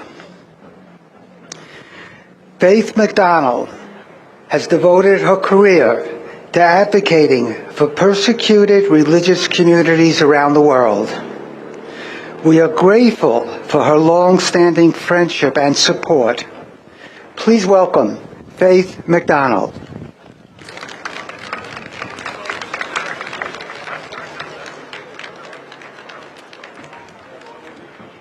I'm going to bring this down here. Okay. Good afternoon, everyone. I am Faith McDonald. I'm the Director of Advocacy at Katartismos Global, a ministry to equip Christian advocates for the persecuted. I'm so happy to be with you here to support Falun Gong once again in standing against the CCP and its appalling genocidal actions towards Falun Gong for 27 years, and against the Uyghur, Hong Kongers, China's Christians, and people of various captive nations. We also demonstrate against the CCP's harm to our own nation today. The facts are in. The CCP poses an existential threat to the United States as well as the Chinese people and captive nations. We're all in this together. Here's a few examples. We have the facts about CCP forced live organ harvesting. When I read Jan Jekielek's stunning book, Killed to Order, I understood CCP elites think they can extend their lives indefinitely with continual transplants. In this case, the fact is that this evil practice will not save them. God will not be mocked by their using human sacrifices to try to attain eternal life. We have the facts. The CCP is oppressing and terrorizing people outside China. Falun Gong practitioners have been a top target of CCP's massive transnational repression. Communists have seen what a powerful advocate for truth and good Shen Yun is through the beauty and grace of dancers, singers, And we've been watching the rally to end the persecution of Falun Dafa. It is set right in front of the Lincoln Memorial.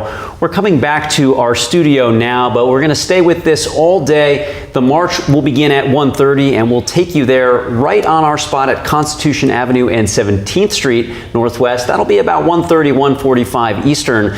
But what a rally. Some of the sentiments expressed really quite moving. In particular, mentioning Lincoln and, of course, the I Have a Dream speech given by Dr. Martin Luther King at that very spot, and now today calling for freedom for Falun Dafa practitioners inside China. We're going to bring in our panel here. We have Dr. Jessica Russo and we have Ben Maloney. Thank you both for joining us. Ben, I'd love to get your reactions to the many very powerful speakers that we just listened to. Yeah, so many. I was just taking, a couple notes as we're going through it. I think, the Washington, D.C. is so symbolic, as you mentioned. They mentioned Lincoln and Dr. Martin Luther King, and we stand as the beacon of the world. And a lot of times we're talking about those national monument, that stands as a beacon to the world for freedom, and I think when I think about a couple of the speakers like Congressman Pat Ryan talking about the values and him saying, hey, these values that Falun Gong instills in practitioners in the world of truthfulness, compassion, tolerance, that makes all of my constituents better. And then to hear Inez Freedom, the former NBA player, talk about the same things, that like, hey, if we had these values everywhere, maybe we wouldn't have wars. Maybe there wouldn't, be all these things. And I think that is like really the central point, because while we're here, talking about ending the persecution of Falun Gong, that is, not what Falun Gong is. Falun Gong is not, in contrast to what the Chinese Communist Party is doing. Falun Gong is a beautiful spiritual practice. And I think that is the main point that's really important for the listeners to understand, is like, hey, if I have a neighbor that's trying to be more truthful, compassionate, tolerant, and kind, that sounds pretty great. And maybe those are things that we'd want more of in our communities. Certainly, like, those are ideals that I try to live up to in my life as a practitioner. That's what you saw unfold in China in the 90s, is just this kind of wonderful fabric of society that had these values. That was one big standout. I also think one of the speakers talked about that indifference leads to injustice. I thought that was a really good way of saying it, and not to put the burden on everyone, but it is coming to America, and unless we do stop the Chinese Communist Party, unless we stand up, there's that very famous poem, of course, from the Holocaust. Dr. Martin Niemöller, yes. Exactly, and it's like, if they'll come for me next, and it really is that, and that's what we're seeing. So I thought that was pretty amazing. And then just the continued brutality, the USERF director talking about that a lady that was 87 years old was sentenced to prison terms. That's what you see, we talked about earlier, if you're 9 or 90, the Chinese Communist Party doesn't care. And elderly practitioners being sentenced and dying in custody. So there's this continued brutality, but you can see that people from Inez Freedom and all the other folks that spoke, it's obviously these values are what's important, and these values are what's resonating. Yeah, very much so. The values seem to be the thing that they all came back to, whether it was Enes Kanter Freedom talking about, hopefully we don't have to have this rally next year, but if we do, I want to bring more people, and I want to get the young people involved. He just seemed so hopeful, and that despite this going on for 27 years, that this will become a page in history. The way that Alan Adler actually kicked off the whole thing by saying each one of these people who has suffered has a unique place in the history of something that will pass. And Dr. Russo, from the perspective of forced organ harvesting, I'd love to get your reactions to the rally.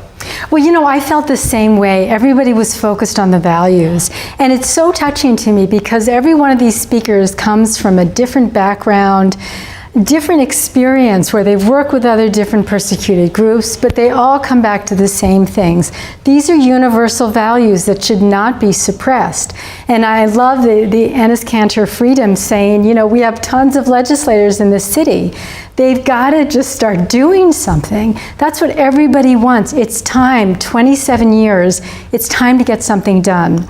And the last speaker we heard right now, Faith McDonald, she referenced that bit in Jan Jekielek's book, this hot mic incident from last September, when you have Putin and Xi and the North Korean leader, and they're getting ready for the military parade. They're in Beijing, they're walking up that hill, and they're talking about continuous organs, how this will keep you alive. And the idea is it keeps you alive until 150, or you can continuously live through all of these organs.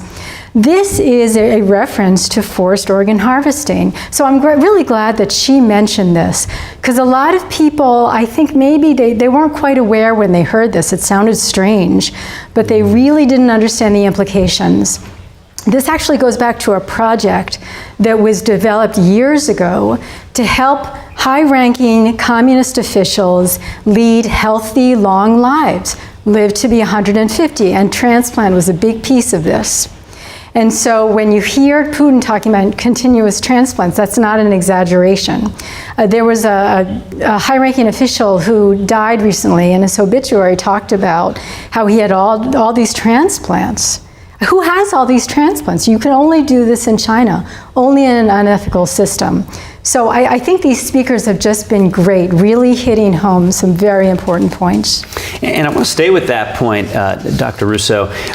In terms of bipartisanship, that was mentioned throughout, that while we are living in this age of polarization within our political sphere, that this is one area where both sides are coming together. What are you looking to see as it relates to what Enes Kanter referred to as not condemnations, but actually, as you pointed out, doing something about taking action, concrete action? I feel like something is really going to happen this time because we are seeing such a strong bipartisan effort. I mean, literally now we have 6 co-sponsors on this bill. The Falun Gong and Victims of Forced Organ Harvesting Act, S4009. There's 3 on the Republican side, 3 on the Democrat side. That's really something. So people are coming together. It's and these are not encouraging. Necessarily just the ones in the middle that are normally in the middle. These are like sort of the faces of maybe the flanks of those parties. Absolutely, yes. I was actually talking to my father about this, and he was so surprised and encouraged. He thought this was just great. So we're really seeing something different now. I think we're going to see this pass very quickly. And in terms of the potential for that to happen, what do you think, Ben, that would mean if it did come through? Well, I think, and as Freedom talked about it a bit, but it really is action. And for many years, the Chinese Communist Party, through many of our administrations, has had this idea of we'll talk about human rights behind closed doors, which essentially means, we're never going to talk about it. And so number one is actually taking a stand. And so we've seen a few sanctions through the Trump administration, through the Biden administration, of officials. And when they sanction these officials for the persecution of Falun Gong, essentially what it does is it strips their assets, any U.S. assets that you would have. It bars them or their families from coming to America and going to school or trying to live a life. I mean, all these leaders know the CCP is on its last leg, so they move assets to the West. And so as you look at a bill like this and a law like this, it actually adds teeth to all this, and then they could start to actually impose these real sanctions. So that's one big part of it. The second is that it starts to set up a bit of research and documentation that we really grossly need. Because if you look at all of the research that's been done on forced organ harvesting and the persecution of Falun Gong, that's mainly been done by NGOs or the Falun Gong community ourselves. We need actual documentation of these things so we can actually set up what should be coming, which is actually the trial of these human rights violations and crimes against humanity. And folks, if you're just tuning in now, you are watching the 2026 rally and march to end the persecution of Falun Gong, otherwise known as Falun Dafa. But we are turning now to the rally on the National Mall, where a sea of spiritual practitioners are rallying to protest against the persecution.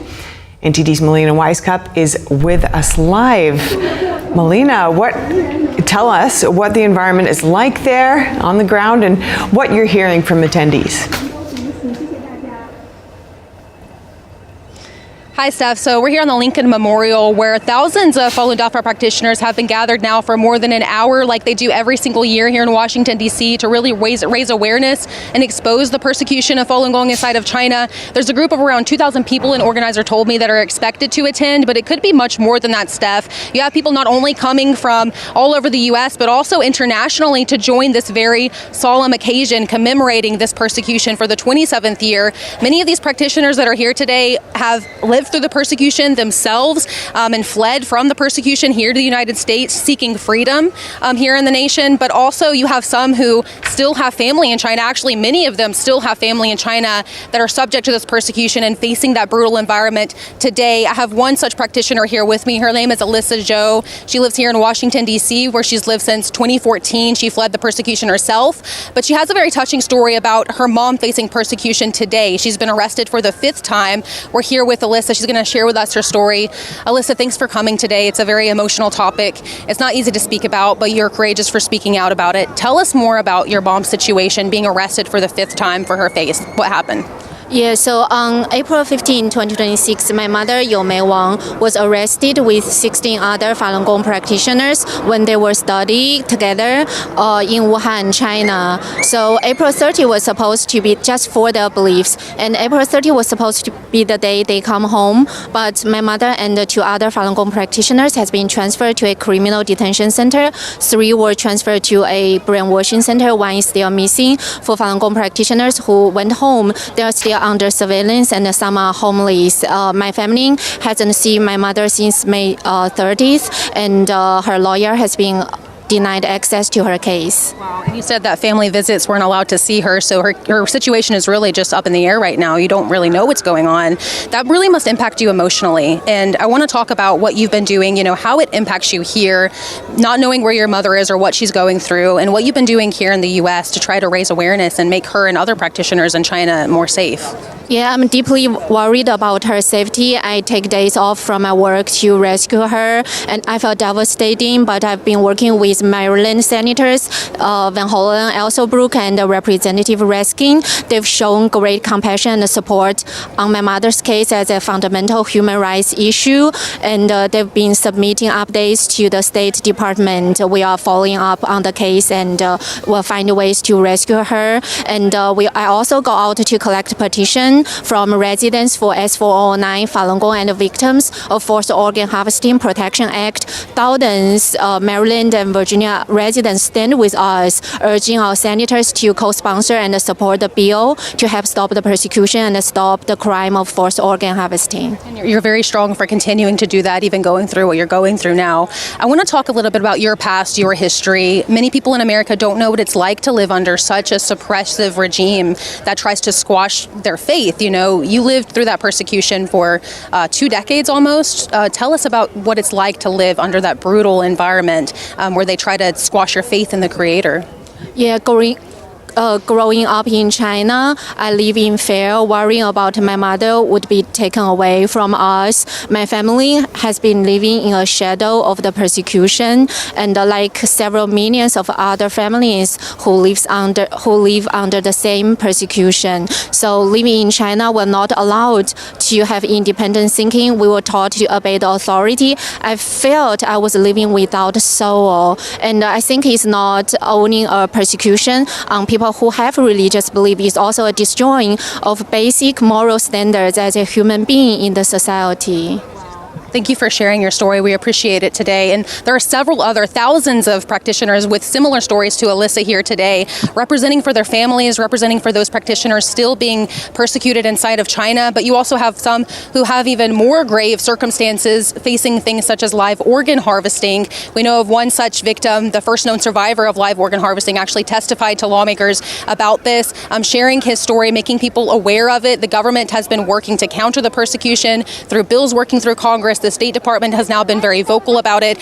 So come back to us later and we'll have more information about how the government is working to counter the persecution. Steph? All right. Thanks so much, Melina. And the march will be starting soon at 1:30 p.m. Eastern and reach our camera location at about 1:45. Let's now go over the marching route.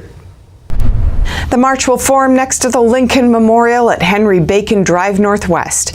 It'll then take a right on Constitution Avenue, past 17th Street, and end at the German-American Friendship Garden.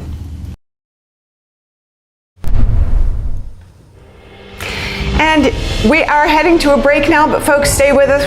We've got much more to come, expert analysis, and of course the rally itself to end the persecution of Falun Dafa. See you soon.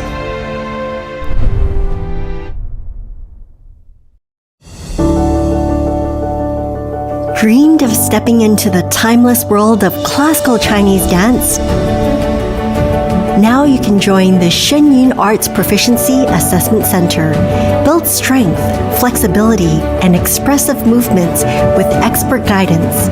It's more than dance.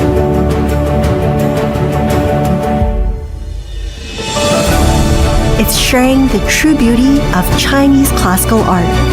Enroll today at exams.shenyuncreations.com.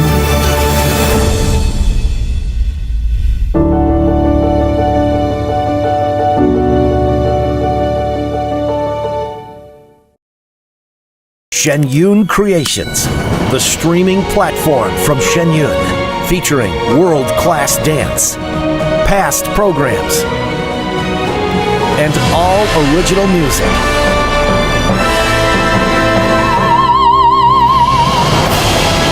Masterclasses, behind the scenes, comedy, and more. Explore shenyuncreations.com. Introducing the Quest-Wise Soothing Herbal Eye Patches. It comes with 30 pairs and can be used to help combat tired and strained eyes. The natural herbal formula provides a cooling, minty, and refreshing effect that stimulates natural tears and awakens your tired eyes. Placing the eye patches around your eyes helps to reduce dryness and massages acupuncture points. They can be worn while reading, studying, using electronics, and provide hours of long-lasting relief.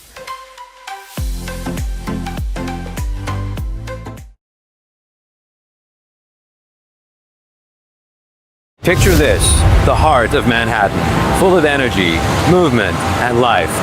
Now imagine bringing that same vitality into your home with trusted health insights for your body, mind, and soul. Every week, Vital Signs dives into health issues that matter the most. The foods that strengthen your immune system, the exercises that keep you moving, the mindfulness practices that calm your mind, plus expert advice from doctors and health leaders you can trust. This isn't just another health show. It's real insight designed to keep you informed, inspired, and in motion. So whether you're starting your day with focus or winding down with balance, Vital Signs brings health and vitality straight into your living room.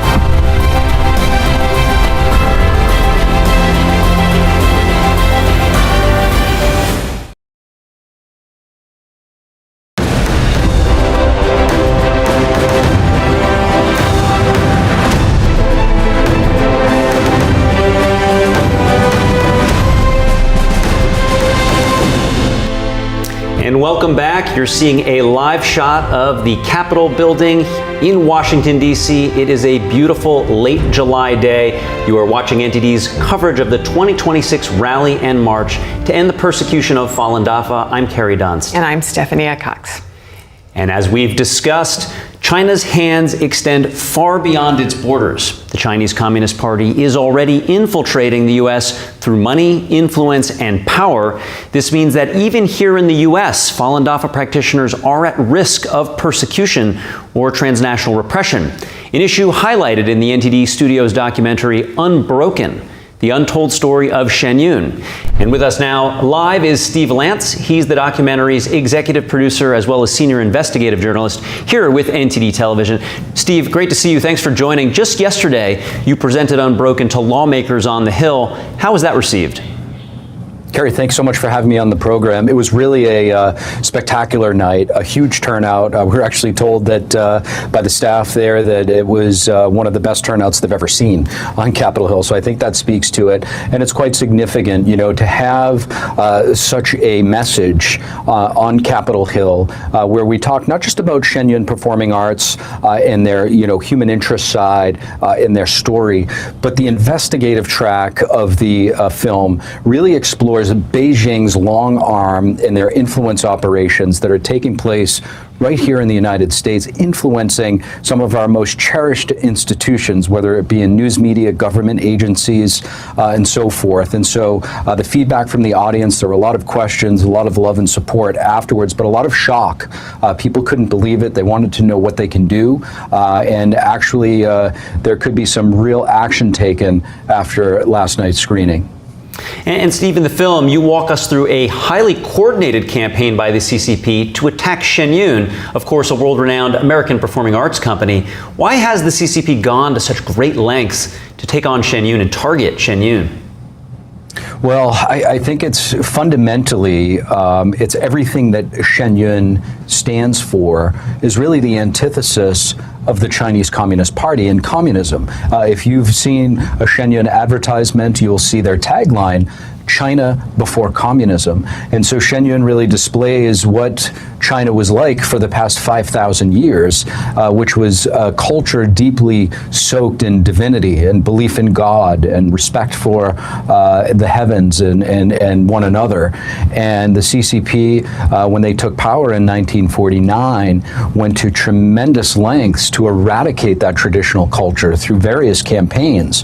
The Cultural Revolution, if you talk to any Chinese elder right right now who went through that. They'll tell you it was one of the most difficult times in their life, really, where traditional Chinese culture was destroyed, religion was mocked, and Shen Yun is showing the Chinese people not just what China could be like or was like before communism, but what it could be like without communism. And that type of inspiration, and they do it in such an eloquent and sophisticated way, where people that have been indoctrinated for decades under communist rule, they get outside of China, either in the United States or Europe and Taiwan, and watch a Shen Yun performance, and they immediately want to disassociate themselves with the Chinese Communist Party and align with traditional moral values. And so it's to the CCP, it's sort of existential. If the word gets out further, it's already, like you said, become a sensation globally.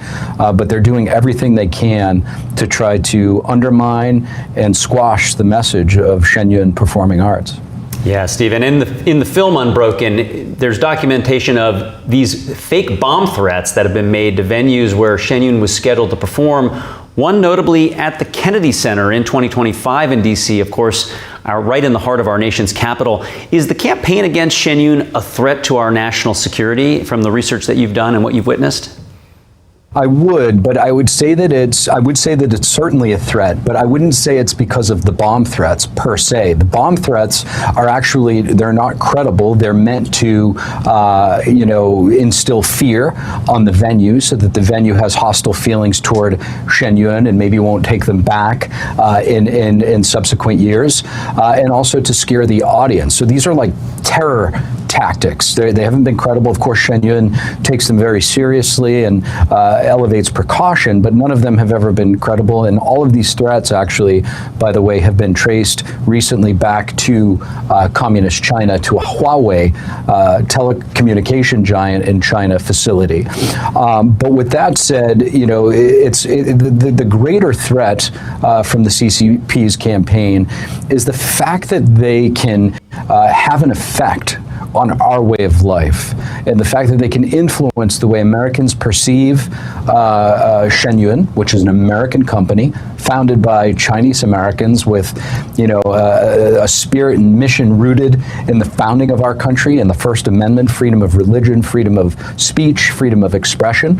And so the fact that the CCP can not only interfere with people being able to see this expression of freedom, but also influence how people think. In the film Unbroken, the untold story of Shen Yun, in the investigative track, we really track how the CCP has been able to leverage our, some of our most storied news organizations, in this case, the New York Times, to carry water with their messaging and try to drown out Shen Yun's message. Yeah, it's quite shocking. How aware, though, do you think the public and our government is about this threat that you describe of transnational repression? Well, that's really a great question. I think, previous FBI Director Christopher Wray said some, astronomical number of cases that are open on a daily basis with regard to China. The CCP is famous, or notorious, I should say, for throwing the kitchen sink in terms of asymmetric influence operations. Counterintelligence in general is not an easy thing to deal with because these are sort of invisible threats. They require a lot of resources and work.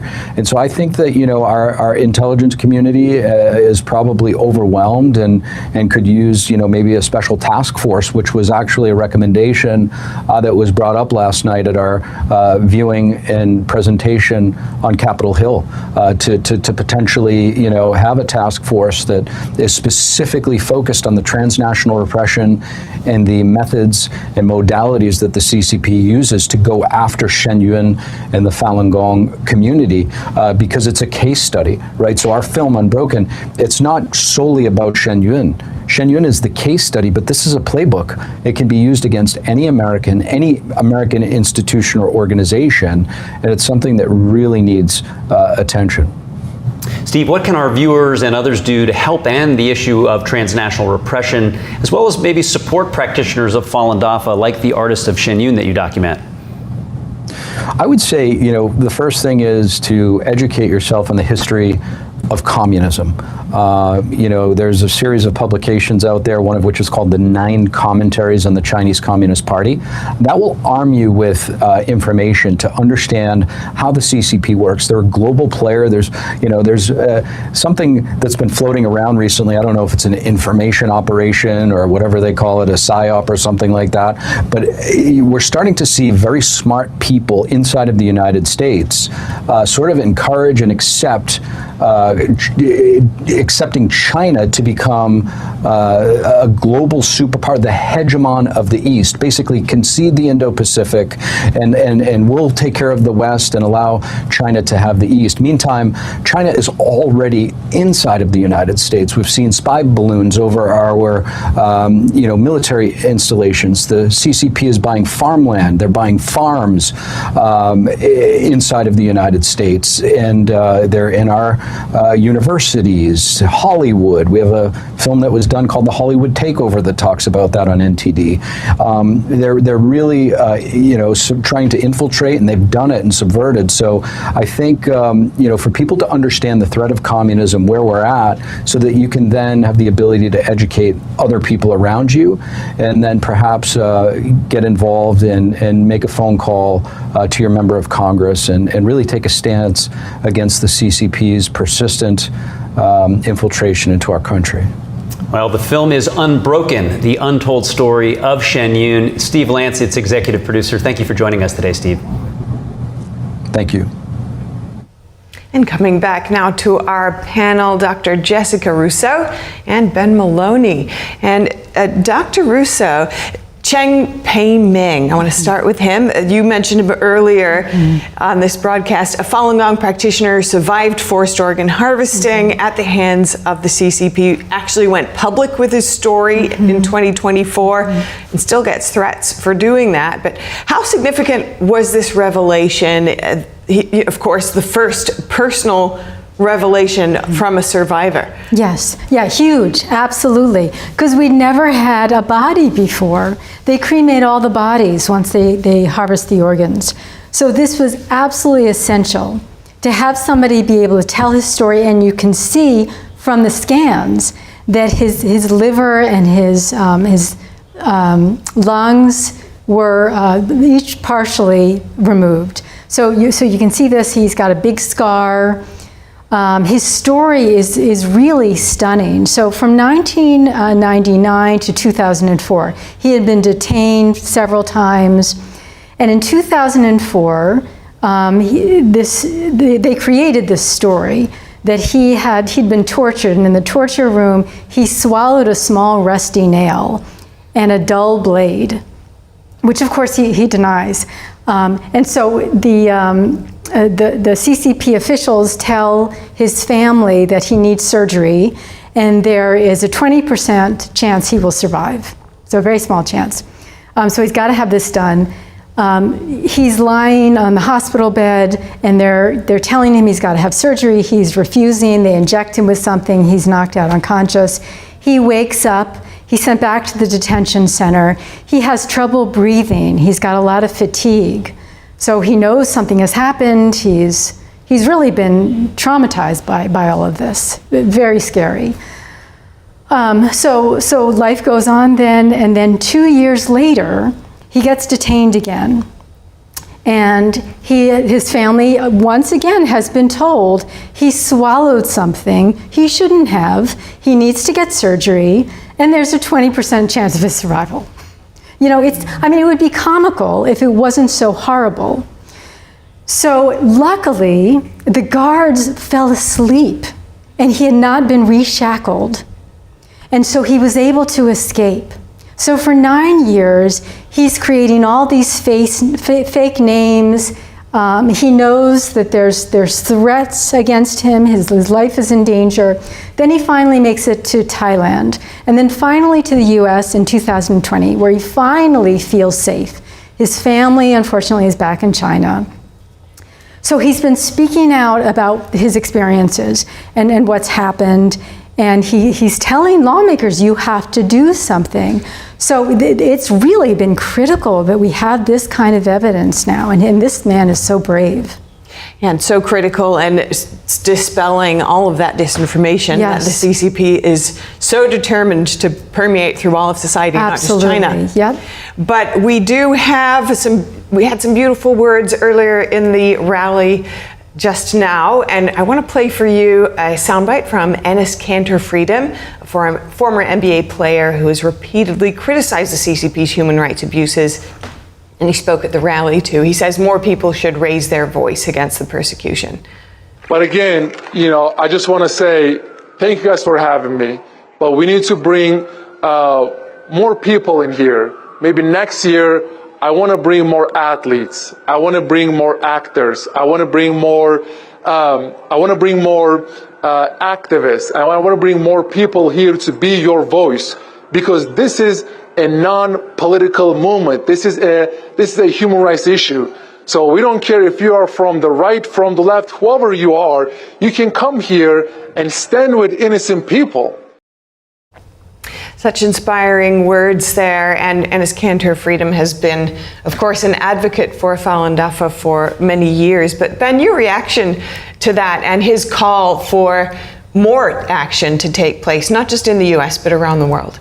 Yeah, I think it's great to call on more people to stand out and kind of speak up for this. I also think that he mentions kind of like that importance of people standing up. But I think as we look at kind of what U.S. lawmakers or kind of the governments around the world can do, certainly this is a big step, the legislation that we have going right now, because you actually have to stand up to the CCP. Like, this is not something that's going to resolve itself. This is not something that's going to go away. The Chinese Communist Party is looking for full domination and unrestricted warfare for the entire world. So this is, although on the surface to Americans, you talk to people, it looks like, well, I could go travel there. I can, go, shop there. I could go live there. I couldn't do that in Nazi Germany, but it's like kind of this kind of fake kind of bubble. And so I think you have to stand up to them. And I also think, so that's on the side of standing up to China. And we've seen this actually work. So we actually have people that will expose like guards in the prisons that are torturing folks. So they'll get their names out, and we'll put their names on these websites, and people will know. And that actually people will call into China, and they'll call these families of these guards and be like, did you know that your father like tortured an elderly lady last week? Like this is information that comes out, and those people are so embarrassed, and they're so embarrassed with their community that they actually stop, in some cases, doing this harm within China. And so you see that the spotlight has to be cast, and there actually has to be like something with teeth in it. The other side, I think what we could do more of is we are seeing this transnational repression. This is an affront to American values and American way of life, and it is unrestricted warfare in the West. I think we've seen the cases of John Chen I talked about, others that have been prosecuted for being basically unregistered agents of the Chinese Communist Party. So I'd like to see more of that, and I know Steve talked about just now that our communities are probably overwhelmed, our intelligence communities, but I do think more of a concentrated effort to actually prosecute those folks that are doing this in the US, that are actually kind of causing this as registered agents, unregistered agents, is actually quite important as well. And as you point out with Enes Kanter Freedom, he talked about how hard it is to speak out and step out from the crowd and stand up and try to do something about the Chinese Communist Party. He said specifically that it cost him his NBA career and millions of dollars when a child approached him and said, can you help me with my family that's being persecuted in China? But he said it's nothing compared to what all of you are going through. But he literally has given up millions of dollars. Is that an example of what it is to speak out against the Communist Party? What would it take for more people to do and follow his example, do you think? Yes, absolutely. This is one of the things that holds people back. We see this play out with transplant all the time. So what it's going to take is for people to be courageous. They have to make a choice, just like him. And in many cases, you're not giving up millions. Maybe you have to face some threats. Maybe you can't do trade with China. But this is so big. People just simply many people don't get this. I think more and more people are waking up, but so many people don't quite get this. You know, I think transplant, again, is such a good example of this. So our organization has essentially been banned from any transplant congress in the last several years. We used to have a booth here and then. There was a little bit of a fight. But the transplant institutions in the West are really tied into China, and they don't want to give that up. So Chinese physicians will come over and they will share their data. They're going to have their posters. And we want to let people know what's happening. That doesn't work for the transplant organizations. So I wanted to share a really powerful story. Years ago, this was back in 2012, we actually did have a booth. This was in Philadelphia at the American Transplant Congress. And we have our poster and all the materials on our table. And an Asian woman comes over well-dressed. I'm assuming she must be a doctor. I don't know if she's Chinese. She looks at our poster. She pauses, doesn't say anything. And then she says, "You're making us look bad." Mm-hmm. And I thought, wow, you know, first that's a little bit of an omission, but it's just so, it's so stunning. I don't even know if I said anything right then. I was so shocked. And then she said, "We just need more time."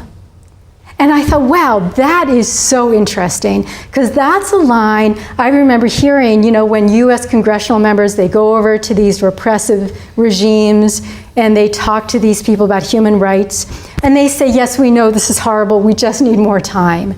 I thought that is just so interesting, but it was so disturbing to me, right? Because potentially this is a mass murderer standing in front of me, and she's been allowed into our conferences in Philadelphia, you know, the birthplace of democracy.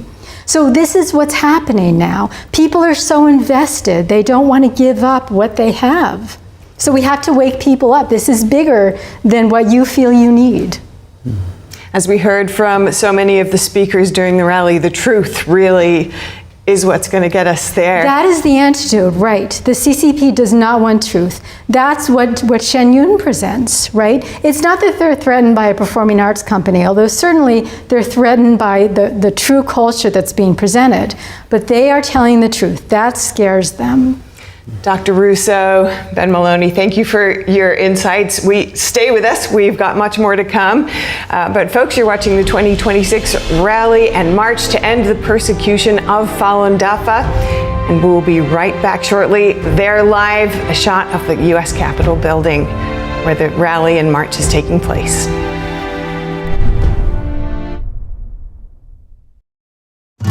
Say goodbye to harsh, bitter coffee and hello to a delicious, smooth brew. With specialty quality beans, expertly roasted in-house, you'll taste the difference with every sip. Fermented with a blend of 50 enzymes, Days Coffee delivers a rich brew like no other. Made with the highest grade specialty beans available, you're sure to taste the difference. Elevate your morning with Days Enzyme Fermented Coffee. Discover the ancient secret to vitality and longevity with Puretang Black Ginseng. Crafted from premium 6-year-old Korean ginseng, each root is carefully nurtured for over 2,260 days, undergoing a traditional 9-round handcrafted process of steaming and drying to unlock full potency and absorption. Experience pure, natural energy with Puretang Black Ginseng. Order now at puretang.com. Amazing grace, how sweet the sound that saved a wretch like me.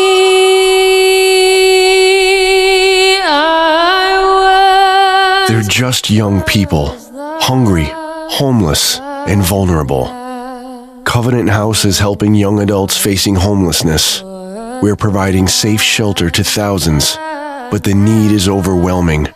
Please call or go online now with your gift of $19 a month We'll send you this blanket as a reminder of the comfort your gift provides a young person tonight. You'll provide safe shelter, hot meals, and medical care. Call the number on your screen or go online to safeplacetosleep.org.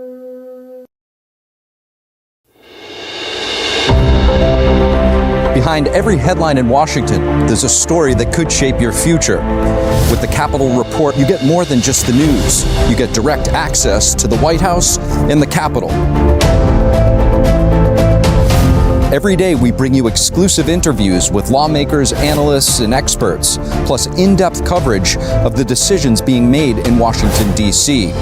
Broadcasting live from the nation's capital, you witness events as they unfold, straight from the heart of Washington, keeping you connected, informed, and always a step ahead.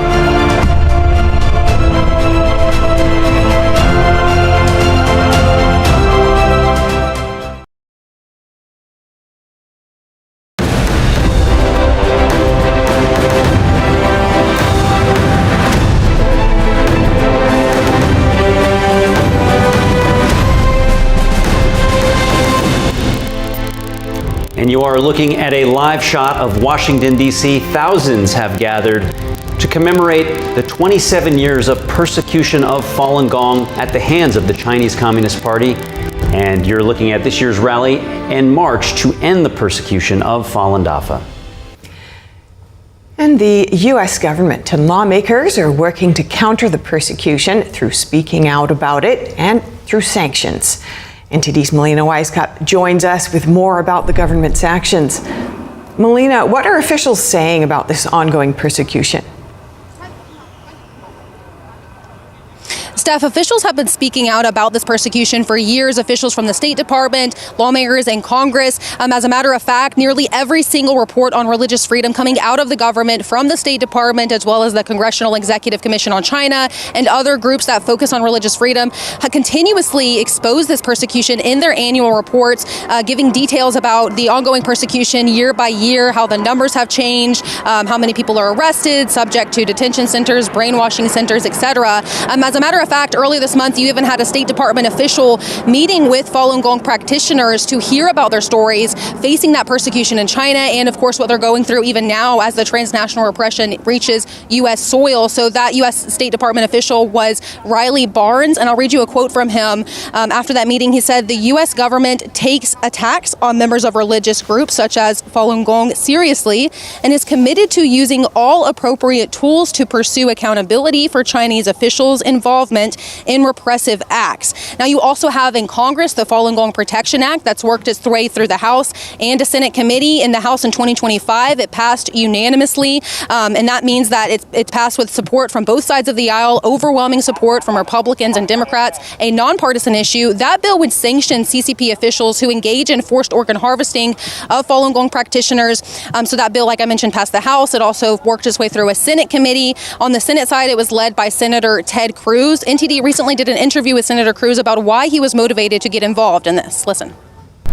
One of the most horrific practices they've carried out is forced organ harvesting, where they will go and apprehend practitioners of Falun Gong and forcibly take out their organs to place in other people. That is a human rights abuse that is almost out of nightmares.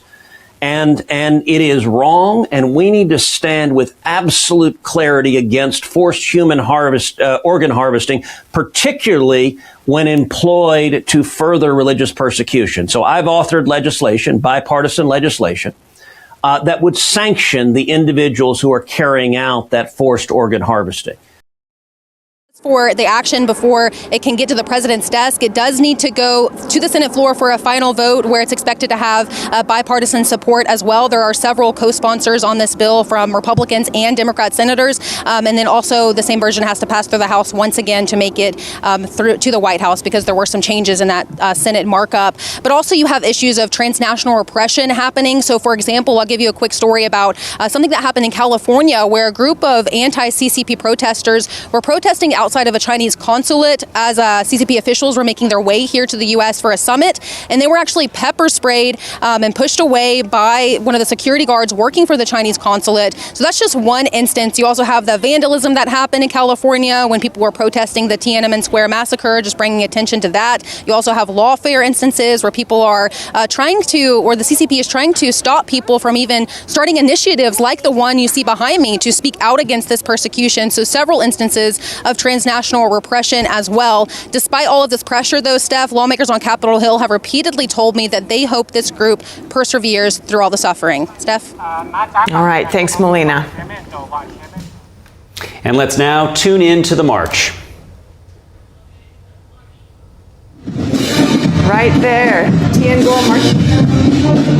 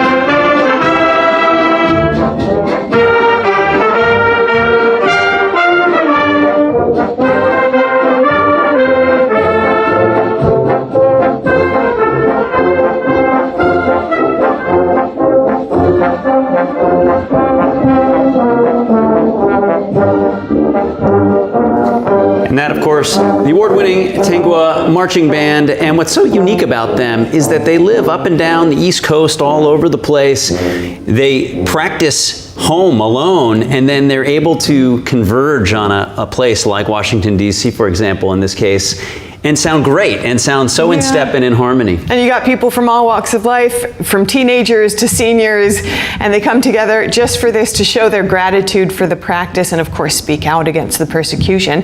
But one of their classic songs, called Falun Dafa is good, and that is a refrain that you'll see. Falun Dafa is great here on the banner throughout this parade and others around the world. Those words, those few words, really carry a lot of weight and power within China, because anyone who says those words, a short sentiment, seems so simple, could be persecuted. With their lives could be lost just for saying that, spreading that word. And it also shows, like, people hear, oh, Falun Dafa is good, that sounds simple, but you know, what the Chinese Communist Party does is they turn black to white, and they turn the sky upside down. So everything that seems real and obvious is now fake, right? And not real and not obvious. So when, you know, Falun Dafa was good according to government, and now, you know, when they said it wasn't, you know, that is such a simple phrase, but it's something that that is really, really important. It's important because it seems simple to Americans, but it's quite important. Yeah, Enes Kanter Freedom was saying, I gave up millions of dollars in my MBA career, but you have all given up so much more. And those simple words could throw somebody in jail. It could cost them their whole life just for saying those words publicly in the town square of where they live. So it's, as you point out, it's just such a contrast of the freedom that we all enjoy here, and especially right there in front of the Lincoln Memorial, as we saw earlier, to what would happen in Tiananmen Square for holding this banner, as many have bravely done. And it is such a grisly topic, but these bright, beautiful colors, I think, really speak to the hope that we've all been referencing throughout the coverage today. That hope, of course, fueled by those principles: truthfulness, compassion, forbearance. Really show the spirit of the people here today with that kind of connection to the divine. And you know, I think also we've been talking so much about the anniversary of America's founding, right? 250 years now. And I think it's great that it's happening within the same month as this anniversary, because, you know, these group of people, these Falun Gong practitioners, so peaceful, They escape a repressive regime to come here, practice their faith in a land of liberty and freedom. They really represent what is best in America and what we want people to be here. We want them to be free and practice their faith, whatever that might be. It shows the contrast too, because, you know, like, for me, I grew up here, I was born here, I take a lot of this for granted. Of course I can go to the park and meditate. Of course, you know, I can go and speak out against whatever I want to speak out against.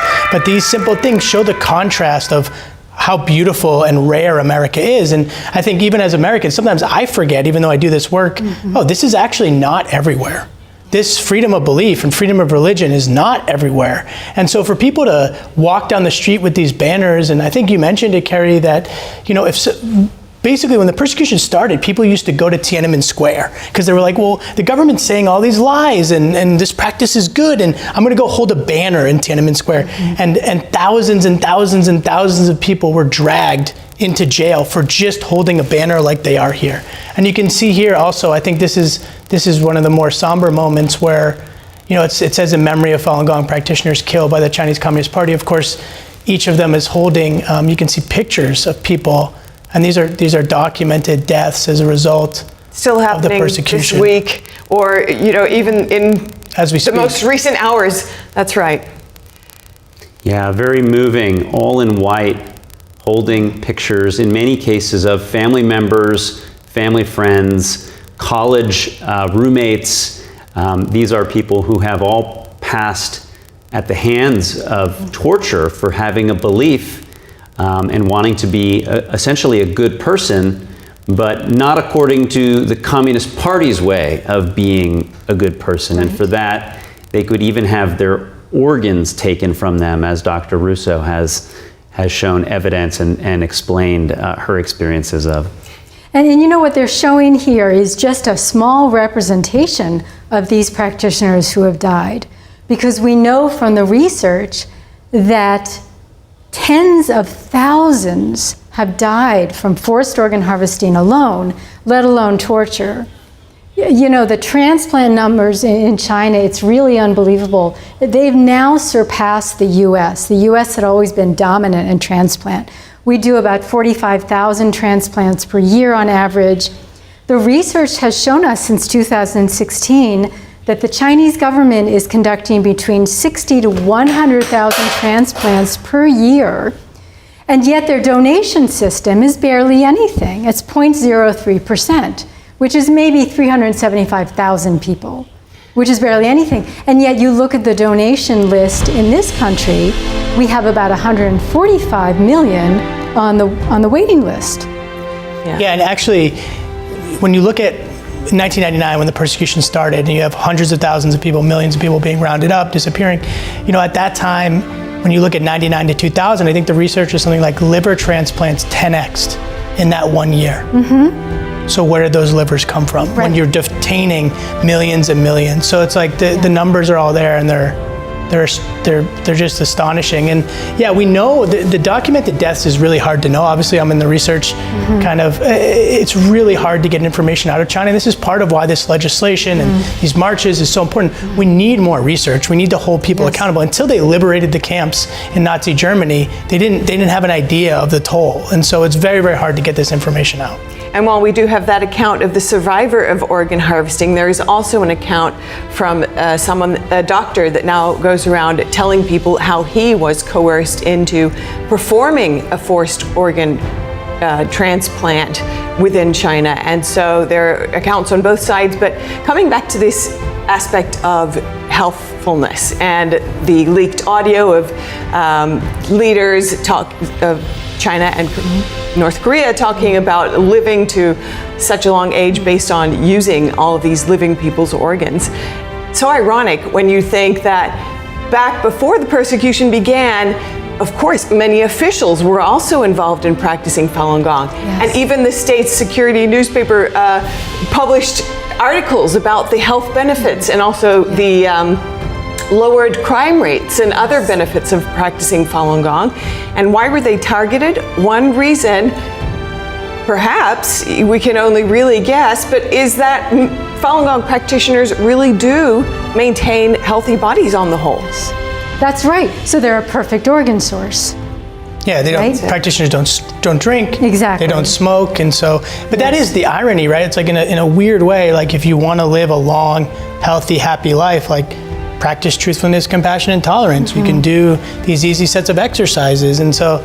You know, you're the doctor, so you probably know more about the health effects maybe of that. But for me, like I practice, and I know for me it's led to just like a much healthier lifestyle. Yeah, let's just describe for people briefly what does it involve to follow this practice. Yeah, because you can see like some of the characters on some of the banners. Like you can see the world needs more truthfulness, compassion, tolerance. You can see that behind the Falun Dafa is great sign. So those characters in Chinese are Zhen Shanren, truthfulness, compassion, tolerance. So those are essentially for practitioners kind of the ideals that you try to live up to in your life. And of course, Falun Gong is a spiritual practice, so it has spiritual teachings, but in essence, it's really every day trying to be a little bit more of a better person, a little kinder and more tolerant. And so Falun Gong it's a Buddhist-based spiritual practice that has 5 sets of exercises. So 4 of them are standing. They're very much like slow-moving Qigong type exercises. Perhaps we'll see them somewhere in the parade at some point. And the 5th is like a sitting exercise. So for myself, I do like an hour meditation every day, probably done that 1 to 2 hours depending for many years. And it's just part of my life. I kind of like wake up early and I try to do that. And then in my daily life, I just try to be a good husband, a good father, somebody at work. And that was, for me personally, that wasn't necessarily true before I started practicing. And for me, I think in millions of others, it just gives kind of this spiritual ideal to aspire to. Yeah, and you mentioned the health effects, Ben. We know from lots of brain studies now that compassion, we've known this for decades now, actually changes your brain. So you are healthier, and the same with honesty. So that's a kind of truthfulness, right? That's really good for us. It actually takes a lot more energy to be dishonest. And so that can raise inflammation because you're trying to keep up a story, then you've got to make sure your details are consistent. It's a lot of work. So these principles are so healthy, not just for the mind, but for the body as well. And I think like Falun Gong also teaches you to kind of like, this is very Buddhist-based, but like, let go. Like don't have attachments. Don't be like holding on to things so much. And I think like before I started practicing, there's just so much like worrying about gain and like, all these like little mind games you play at work and all these things, and like really letting go of that and stepping back, you just spend so much less mental effort. You're like, for me, I'm sleeping better. And so, these ideals also of just like holding things lightly, just like, going with the flow. I think these are things everyone could benefit from in some small way. Yeah, I first heard about Falun Gong because I saw one of these demonstrations in New York City in the year of 2001, which led me to an internet search. And I discovered the Pulitzer-winning series by Ian Johnson that was published in the Wall Street Journal. And he described these older aunties in their 60s, even their 70s, being tortured in a labor camp. Yet they wouldn't just say that they would stop practicing these exercises, which made me think, well, why do they like it so much that these elderly people would endure torture rather than to give this up? Why do you think people under such pressure endure? I think these principles are like water for the soul. You cannot live without it. And you would rather die than have to give up this beautiful, essential practice that's given people so much, not just health, but meaning and purpose. We know in the mental health field, the one thing that drives people is meaning. If you don't have meaning, you really are you're simply existing. You don't have a life that's rich and full. And in fact, it's when we lose that sense of meaning that we're ready to check out of life. This is why people commit suicide. So a practice like this really enriches your life in the most vital ways. You cannot live without it. And I think we were talking a bit before we started filming, but a little bit about like Viktor Frankl and Man's Search for Meaning, and you look at some of the historical representations of like how do people make it through these arduous things. And if you look at what the Chinese Communist Party tries to do, and as Cantor Freedom mentioned this a bit, but they want to take basically every part of you, and I think it was Inez and another speaker, but they want to take every part of you, that thing deep, like we're going to take your livelihood, we're going to take your family away, we're going to take your freedom, but we really want to break you even more than that. And we want to take that thing inside of you, of your faith, so that we can really make you fully submit. And I think practitioners of Falun Gong, because they, have benefited so much, but also because of, you're not going to take this from me. There's so much that you can take from me that I don't have control over, but this one thing I do. So I'm going to hold on to that. And there's something just quite amazing about that, which is also why when people are like, well, your family got, I got death threats, but I feel kind of like Inez, which is like, okay, but what am I supposed to do? Like, how could I not speak out? And when you think about all of the people who've been persecuted by the Communist Party and how that playbook has always worked to break people, they found this time it did not work, that they could not, as you pointed out, Dr. Russo, they could not transform this group of people where these tactics have always worked, and so they've had to reinvent the tactics and keep escalating the tactics to try to get this group of people who really have no interest in politics to just give up this one thing that is foundational to their identity. And I think it's just so hard for us in the West to understand this. I've had so many people say to me, well, why don't they just stop practicing in public? They can do it at home. But no, you can't even have the thoughts that are Falun Dafa. You can't even have this idea that truthfulness, compassion, forbearance are important. I'm still struck with, there was a documentary made years ago, and they featured a woman who was arrested, and the officer comes to her home, and she says, "Why are you arresting me?" And he says, "Because of your thoughts." Right? I mean, this is Big Brother stuff. This is George Orwell. We can't even imagine that in the West. But that's how extreme it is. And that's why this is a totalitarian regime, not an authoritarian regime that allows some aspects in society that people can do whatever they want. But, they just have to sort of follow the political ideological line. No, a totalitarian regime, they fully control every aspect, including your thoughts. And they're holding some banners here. Thank you, U.S. House of Reps, for passing Falun Gong Protection Act. Yeah. What's interesting about that, and of course we've talked about that act, but is actually when you meet practitioners of Falun Gong that have escaped China, escaped persecution, I grew up American, they're almost like more American than me.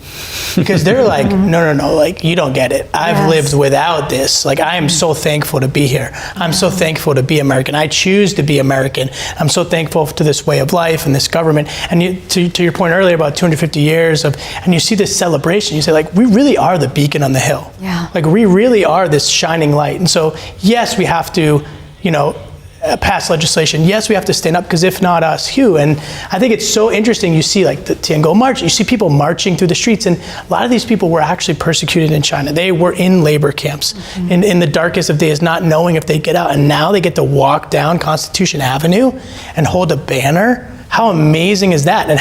And when the CCP is watching this, because they are watching this back in China, and they're seeing this, how infuriating is it that you unleash the whole state apparatus, that you put a whole amount of your GDP towards trying to persecute and end these people, and they're walking down Constitution Avenue with these banners. It's quite amazing. Yeah, it reminds me of the film that was made called Letters from Masanja. Masanja being one of the worst of the torture dens that the CCP uses against Falun Gong practitioners. And this very slight man would stay up through the night rather than getting his few hours of rest from making products. He was making Halloween products to be sold on the shelves of big box stores in the US. He would smuggle pieces of paper and write letters and insert them into the packaging in hopes that somebody would get one of these letters from him.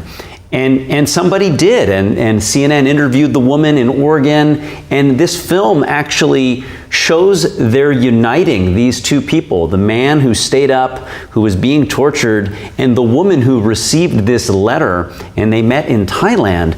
But one of the most striking things about that film was they interviewed his torturers, and they loved him, and they learned to respect him, because even though he was such a slight man, they could not break him to the point where they looked up to him. The roles had become reversed between the torturer and the victim. Yeah, and that's another point which was made so many times throughout the rally, which is that the Chinese people really are the victims here, because they've been through so much brainwashing themselves that this can even take place within China. All of the detrimental effects to their own minds and hearts to allow this to take place. Yeah, and we see some banners here, Falun Gong practitioners killed for organs in China. Now, I was reminded in World War II, you know, when Churchill first learned of the death camps, he called it the crime that has no name. Because at that time, they didn't have a name for it. Of course, it would become to be known as the Holocaust. And for me, I grew up Jewish, and you hear never again, but then you hear about these things, and we've heard about this for many years, obviously because of my work at the Falun Dafa Information Center, and you would go to people, and they would just, like, it was very similar to people learning about the concentration camps in Nazi Germany when they first learned about it. They're basically like, that's a war rumor. And it was very, very similar to forced organ harvesting. Of course, now widely accepted and we're seeing legislation, but still people trying to say, like, that couldn't possibly be true. It couldn't possibly be true, because how could I live in a world where that happens? How could I live in a world where, by the way, I'm buying those Halloween decorations from Kmart and other places that are made by somebody like, how could we have a global supply chain? How could we have this? It's like almost so overwhelming that it could happen that people are just like, how about I just pretend it doesn't? It's not happening. And the U.S. is taking steps directly on forced labor more generally, but coming back to this bill that was passed in the Senate back in March, having bipartisan support, Senator Ted Cruz, a co-sponsor also Senator Adam Schiff, so it's really across the board. But let's break down what the bill would do, because here's a real recent and good example of how the U.S. really is standing up against this. Oh yes, the bill has three important features. So the first is a reporting feature, and Ben, you indicated this earlier, but we need to know what's going on here. So the bill would give us more details as to who is actually behind all of this, who's involved in transplant, the transplant policies that are being carried out against prisoners of conscience. We need these details, and of course, this is a communist regime. We can't get this information from them. So that's very important. And then there's a sanctioning feature. So all those who are known to be participating in this horrible crime will not be allowed to come to the U.S. They will not be allowed to have assets here. This is huge. So I mentioned before that we train Chinese physicians, so they won't be able to train in our hospitals. They won't be able to attend our conferences. That's a really big deal for people in medicine. And they won't be able to have money here. That's actually a very big deal. In the last few years, there have been many reports of communist officials transferring their money to the US, because I think they're sensing that the regime is going to fall soon. There are a lot of cracks in the system, and so they won't be able to do this anymore. And this is going to happen very quickly. This reporting feature is going to happen within 6 months of this bill becoming law. So very quickly we will know what's happening, we will have the repercussions. The third piece is this bill will determine whether or not this is an atrocity according to the Elie Wiesel Act. And so that's very important, because once a crime is determined as an atrocity, then the international community is compelled to respond. I want to stay with you and then get you to weigh in on this, Ben, but that third component that you described, and you mentioned Elie Wiesel, of course, the author who survived the Holocaust, so that in his honor, does that implicate the term genocide, and where does the line get drawn? And if so, what is then the duty of society if this is determined, which we all know it meets the standard of genocide, Yes. but if it is formally acknowledged as such, what then? Yes, now that would be huge. Yeah, we believe this is really important. So this term of genocide means, one, the international community would need to act, and these are going to be signatories of the Genocide Convention, which was established after World War II. The US is the signatory, so we would be compelled to act. And we can hold trials in any country. So we can hold trials in the US even though these crimes have been committed in China.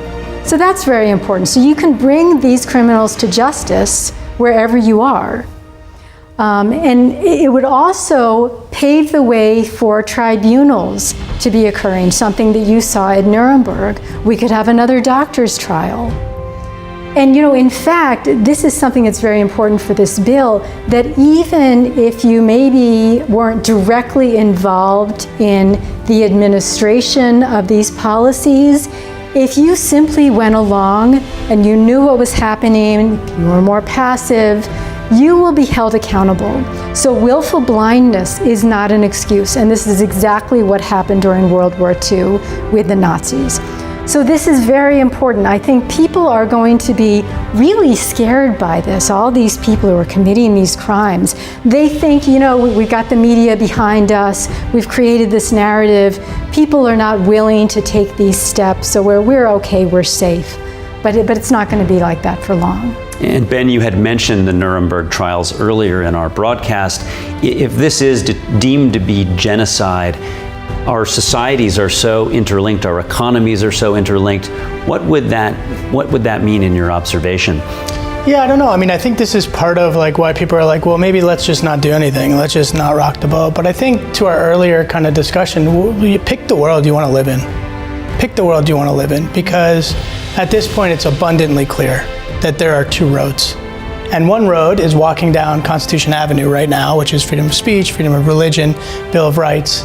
And the other one is communist China. And so that's not a place anyone really wants to live under, that kind of brutality.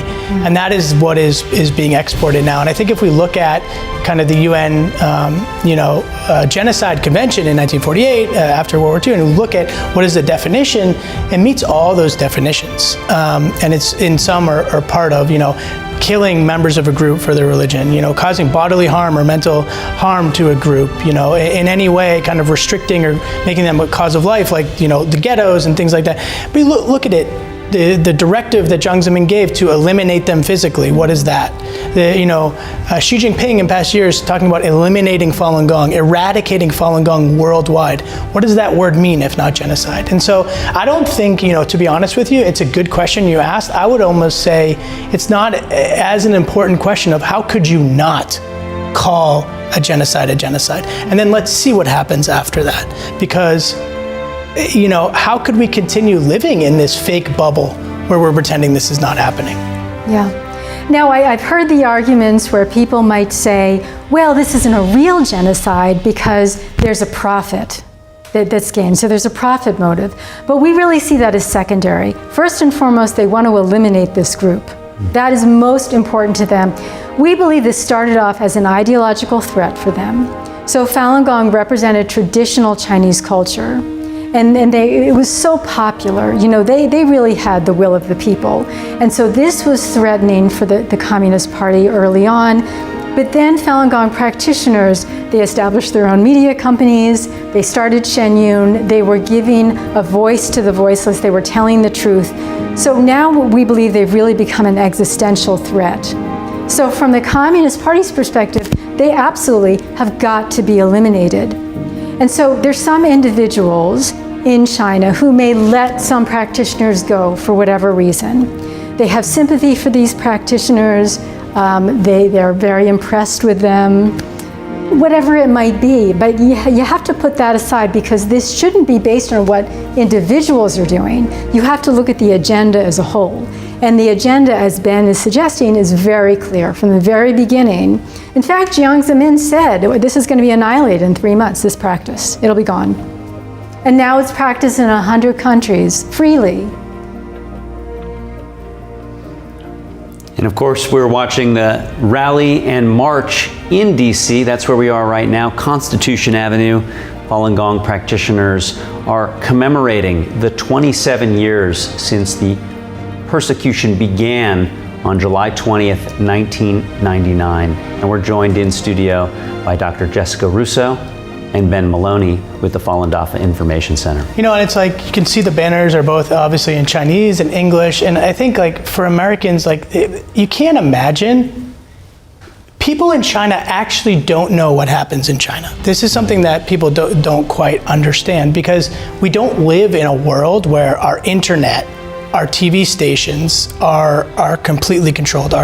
You go to China, you know, your WeChat is monitored, you know, the entire, you know, firewall of the Chinese Communist Party is totally controlled. You cannot even get information. And when you come out, people come out and they go to these places around the world, and Falun Gong practitioners will set up at these tourist sites and they'll hand out leaflets or information. People don't know this is happening. They don't even know, you know, things like Tiananmen Square happened. They have no idea. So this is actually not just for the people around the globe and for the Western world to stand up. Of course, we have to, because we're the beacon of hope, but it's also for people within China. And this is also what the Chinese Communist Party is afraid of. If everyone in China knows that, wait, the Chinese Communist Party is this evil entity and has done these things and has persecuted us and ourselves, you know, what does that mean for them and their power? And that's really what they're worried about. And they're also worried about, this is basically a cover-up at this point. I mean, everything that they're doing in the Western media, everything Jiang Zemin's doing is almost this kind of frantic, cornered animal effort to try to not get these Nuremberg trials, to not expose what has already occurred over the last 27 years. Because if this comes out, and everyone accepts that this has come out, which is really the precipice that we're getting to, then of course we have to do something. Yeah. You know, a couple of years ago, I was supervising a student from China, virtually of course, and I talked with her about Falun Gong, and she said, oh, we learned about this in elementary school. I thought it was this horrible practice, because this is what they all learn from a very young age. I talked to her about forced organ harvesting. She couldn't believe it. She said that cannot be happening. So you're right, they just don't know what's going on. And I think like also to our earlier point, like I think what's quite interesting is, not interesting in like a good sense, but a bad sense, is we always think, at least I do, I always think back to Nazi Germany, like how could you get everyone to agree? And of course not everyone knew there was death camps and they didn't know where Jews were being sent, but part of it is the campaign that the Chinese Communist Party has run since 1949 has put the Chinese people's minds into a different state that I think even myself doing this work, I can never understand. And Americans can never understand. It's a place of fear. It's a place, and you know, when they started persecuting Falun Gong, again, 1 out of every 13 Chinese people, but they actually mobilized. This is what communism does as well. They did it during the whole Cultural Revolution. They actually, like even in the past few years, they give rewards for reporting on your neighbor, reporting on your family member. You know, and they did this during the Cultural Revolution, where people would turn in their parents or their brother, and they would be killed. And so they rip apart society in such a disgusting and evil way that actually they get everyone to participate in the persecution in a way. And so now everyone's hands are, for lack of a better term, bloody. And then what do you do? So this is another kind of problem. But we also see, I think we'll see this later in the parade, we see people actually not wanting to participate anymore in the Chinese Communist Party. I think we'll see those banners in a little bit. We sure will. And speaking about bravery, even withstanding all of that within China, but the people here, I know there was a report on your website, the Falun Dafa Information Center, very recently that came out and showed that according to an extensive survey across the US, actually persecution against practitioners within the US has increased significantly in recent years. And so it's all of these CCP-linked efforts to intimidate the people many of whom you see here walking on the streets. It takes a lot for them to come out and just say thank you to the US for providing this space where they can be free and to practice freely here as well. Yeah, and go ahead, please. I was just going to say, what amazes me about these people is they're never angry. They recognize that communism has infiltrated the US and so many countries in the West, yet they come out here in really high heat and whatever, snow, whatever. They're out there, they're telling people what's going on, but they never feel angry. Even in China, they don't hate their abusers. They don't fight back. They help their abusers understand you're actually hurting yourself by doing this. It's just really impressive. Yeah, it's interesting. There's a banner here. Communism is an ideology that wants to basically annihilate humanity. Yeah. It's interesting when you think about, again, interesting is a term because I don't have a better term. When you think about this is what China is doing to their own people. So if you're an American, what do you think China will do to you? I mean, this is what they do to their own people. And you can see in the back that big banner that's coming down that over 400 million people have quit the Chinese Communist Party. I want to talk about that for a second. So I think there's maybe 100 million Chinese Communist Party members right now. But when you grow up in China, you have to join what's called the Young Pioneers, and then you join the kind of Communist Youth League, and then maybe you join the Communist Party. So it's this whole systematic thing that basically since birth, and it's integrated into your workplace and school and textbooks and everywhere. And one of the efforts that Falun Gong practitioners have undertaken abroad and within China is actually getting people to say, you know what, I actually renounce that, because when you pledge, you actually pledge your life to the Chinese Communist Party. It's like the blood red flag. The flag of the Chinance Communist Party is blood. And these are not extremists. These are people who just want to go get a job, right? Yeah, exactly. So it's like all these things. And so once people learn about what the true history of the Chinese Communist Party is, once they actually learn about what's really happening in China and what's really happening to Falun Gong practitioners, and they say, like, do you want to be part of this? You want to be part of forced organ harvesting, like by proxy, by being a member of this? They actually quit. And so when you see that people have quit, it means the Communist Youth League, Young Pioneers, and the Chinese Communist Party. This is both symbolic and one of the biggest threats that the Chinese Communist Party sees, because this is showing that there's more people that have quit that don't actually want to be part of it. So there's actually more people in China that are saying, hey, just give me an out. I don't believe in any of this anymore, and I don't even want to be part of it. But the Chinese Communist Party is trying so hard to hold on to this kind of semblance of power, to the world and everything. But actually, inside China, they're a bit crumbling. People don't want to be part of it, and that is part of what Falun Gong practitioners do inside and outside of China. And Dr. Russo, you earlier talked about in your clinical work about the importance of people to have meaning, and I want to then understand why it's important for these people who may have just become a member to go to university, didn't really think too much about it, or maybe they were at one point very patriotic and they thought that the Communist Party, it was being a good patriot to join. Right. Why have almost 500 million people felt the necessity to then renounce? Why not just say, not do it formally, just change in your mind, but not actually take that action? What is that association do for that person psychologically? Yes. Well, I think you hit on it right there, even though I don't know that you intentionally meant to, but this is about meaning. You take a stand like that, that's meaningful. If it's more abstract, it just doesn't hold as much weight.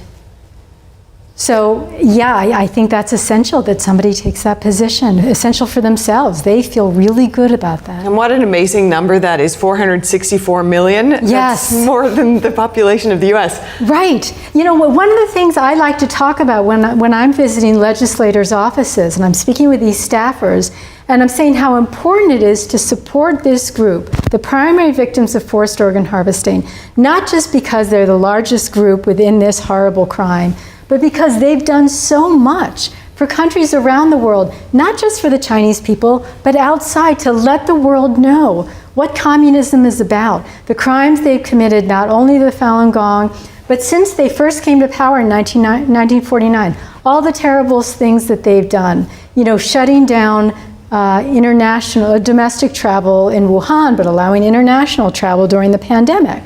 They wanted the virus to get out there.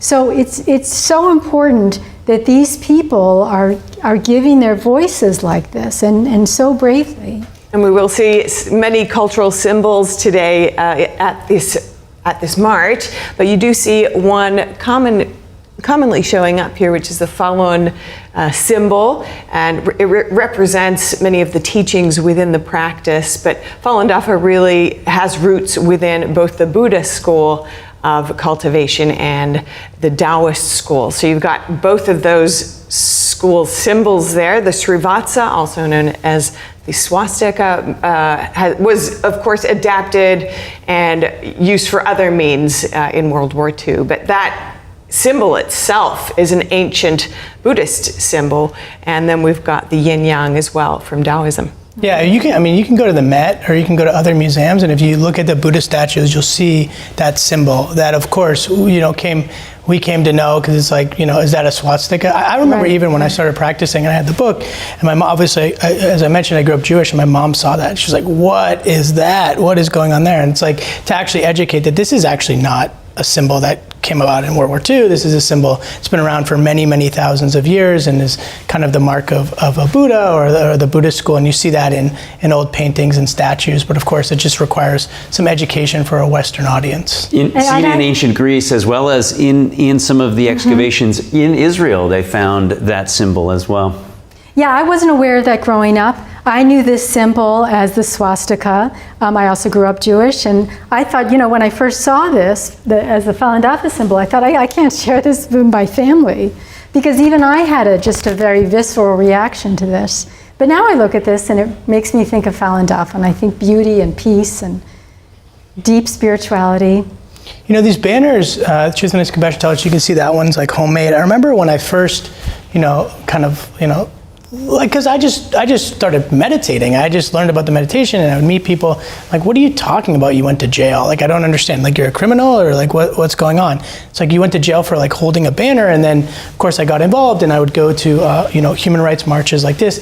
I remember you'd go hold these banners, and some of them are printed like at a print shop, but some of them are actually hand stitched by like older ladies. And you realize that actually what's happening there is that these people come here and they'll give you a warm smile, but they don't speak any English. And so their way of actually standing up to totalitarianism is to stitch a banner. In the US, it's actually something very, very beautiful about that. It's like, hey, I don't know what I can do. Like, they can't do what I'm doing here, right? They don't maybe have the background or whatever to come on camera and talk. So some people stitch a banner, and it goes to show kind of the what's actually happening within China. And within China is actually the largest peaceful kind of resistance movement. We mentioned Martin Luther King earlier, which is kind of like peaceful resistance. And it's very, very similar within China in that the millions and millions of practitioners are actually, they'll have what's called a material production site. So they'll learn how to use a computer for the first time. They'll buy one, they'll buy a printer, they might rent a place, and they'll print out leaflets. And there's over 200,000 of them, according to research by Ming Hui, where these older ladies will print this out, they'll hand it around to maybe practitioners they know. Those practitioners will go out into the countryside and just one by one hand out leaflets. By the way, at the threat of imprisonment, torture, and death just for handing out a leaflet. If that isn't like the founding of American democracy, I don't know what is. And that's, so when people ask like, well, again, you got death threats, or you're on camera talking about this, it's like, there's like 80-year-old ladies printing out flyers and like, what am I doing? This is like kind of easy compared to what they're doing. Mm-hmm. Yeah, you bring up such an interesting point, and as Dr. Russo mentioned, as we conclude the month of America 250, and you think about Ben Franklin and being a printing press owner and being able to persuade with words, and the idea that the pen could be mightier than the sword, and to encourage neighbors and farmers and blacksmiths to take up arms against the greatest army that's ever been assembled in the British Empire. And then you think about, as you point out, Ben, these people in their home in China using a computer and just with a printer making materials just to pass to their neighbors because they strongly believe in what is right and freedom. Mm-hmm. And the parallels as they march at the center of democracy in the world in DC, it really has many, many levels of depth to it. Yeah. And that's what the Chinese Communist Party is afraid of. Yes. Chinese Communist Party isn't afraid of tanks. They're afraid of flyers from elderly ladies, because actually their ideology is what's wrong. And you can see here banners that are talking about humanity's only hope is to return to tradition. Humanity's hope is to return to morality. And For Chinese folks, they know this better than anything, because what the Chinese Communist Party did is they eroded the morality of Chinese society, which is what allows dehumanization, which is what allows to turn you against neighbor, family against family, which is what sets up, 30 years, 40 years later, forced organ harvesting. Forced organ harvesting doesn't just come about. You don't just build military hospitals. You don't just take doctors that should be like normal humans that go to school in the West, and then they come back and they're like, I'm going to kill a person and extract their organs. Like, how do you turn someone into that? That is decades and decades of this kind of eroding of morality that I think the West, we don't know about because we don't have that. We have a fabric that's still very existent, and because we live in this society, it's just like we don't interact that way, but that does not exist in China. Yeah, when we think about the work that Steph and I do, we're always talking to political science experts about what may come in American politics, and then we'll have the same counterpart for Chinese society, and it's like two entirely different systems. The people who are observing Chinese politics, they're almost describing sort of a scaled up mafia. You described how, the complicit nature of participating in these crimes, and that's what happens with the mafia. They initiate a new member by making them commit a crime, and now they're unable to tell on anybody else and out anybody else because they are a part of it. And that's the setting in which this is all taking place, where the government itself operates like a mafia. Yeah. And they're all complicit. And so, as you alluded to earlier, or you used the term a cornered animal, like the crimes are all there, they can't undo the crime. So all they can do is try to bring more people in, bring American businesses in, try to get people to look at short-term profits and gains and benefits as opposed to what they know clearly is the right path. The two paths that you described, Ben, earlier. And you're describing a phenomenon that we know in psychology. It's called cognitive dissonance, where when you've done something that may be so horrible or so against your ethics or morality, it's too unbearable. You can't hold the two. I've done this terrible thing, but yet I've done it. So you find some way of being okay with it. And I think this is where the propaganda and the brainwashing really comes in. You were referring, I think, to Enver Tohti, the Muslim surgeon, years ago. Yes, he ended up killing a prisoner to get his organs.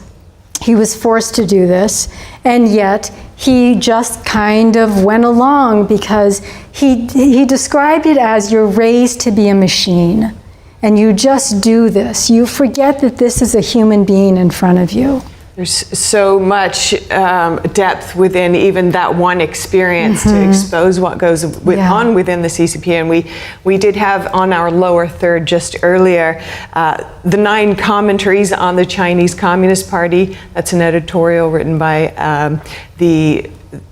published on the Epoch Times website. You can find that, and it's also published in book format. Worth reading to learn more about how the CCP works and the damage it's wrought on its own people. There's a banner here, immediately released jailed Falun Gong practitioners. It reminds me of the kind of family rescue case. I think her name was Alyssa Joe, who just now, when we were interviewing, and she was talking about her mother, and you saw those pictures of her mother, and this impacts, families in the United States really a lot. And there's another thing when we talk about transnational repression. One of the tactics that the Chinese Communist Party uses is also like why these people are so brave is just because you escape China doesn't mean your family escaped China. And so when you come here and you march in this parade and you're on television, they can go back and they can actually coerce your family. Well, you want to see your mother again? You want to see your parents again? The same persecution engine that existed when you're in China still exists when you're here. And now you have to make a choice. And so that's kind of like part of, we had a press release of Falun Dafa Information Center on this persecution. And one of these people said, like, Falun Gong practitioners that fled to the West said, like, yes, I'm here, but also it's kind of like bittersweet because I have to almost cut ties, or I can't, because they will use that against you. And so it's not a simple thing even for folks to come here and march.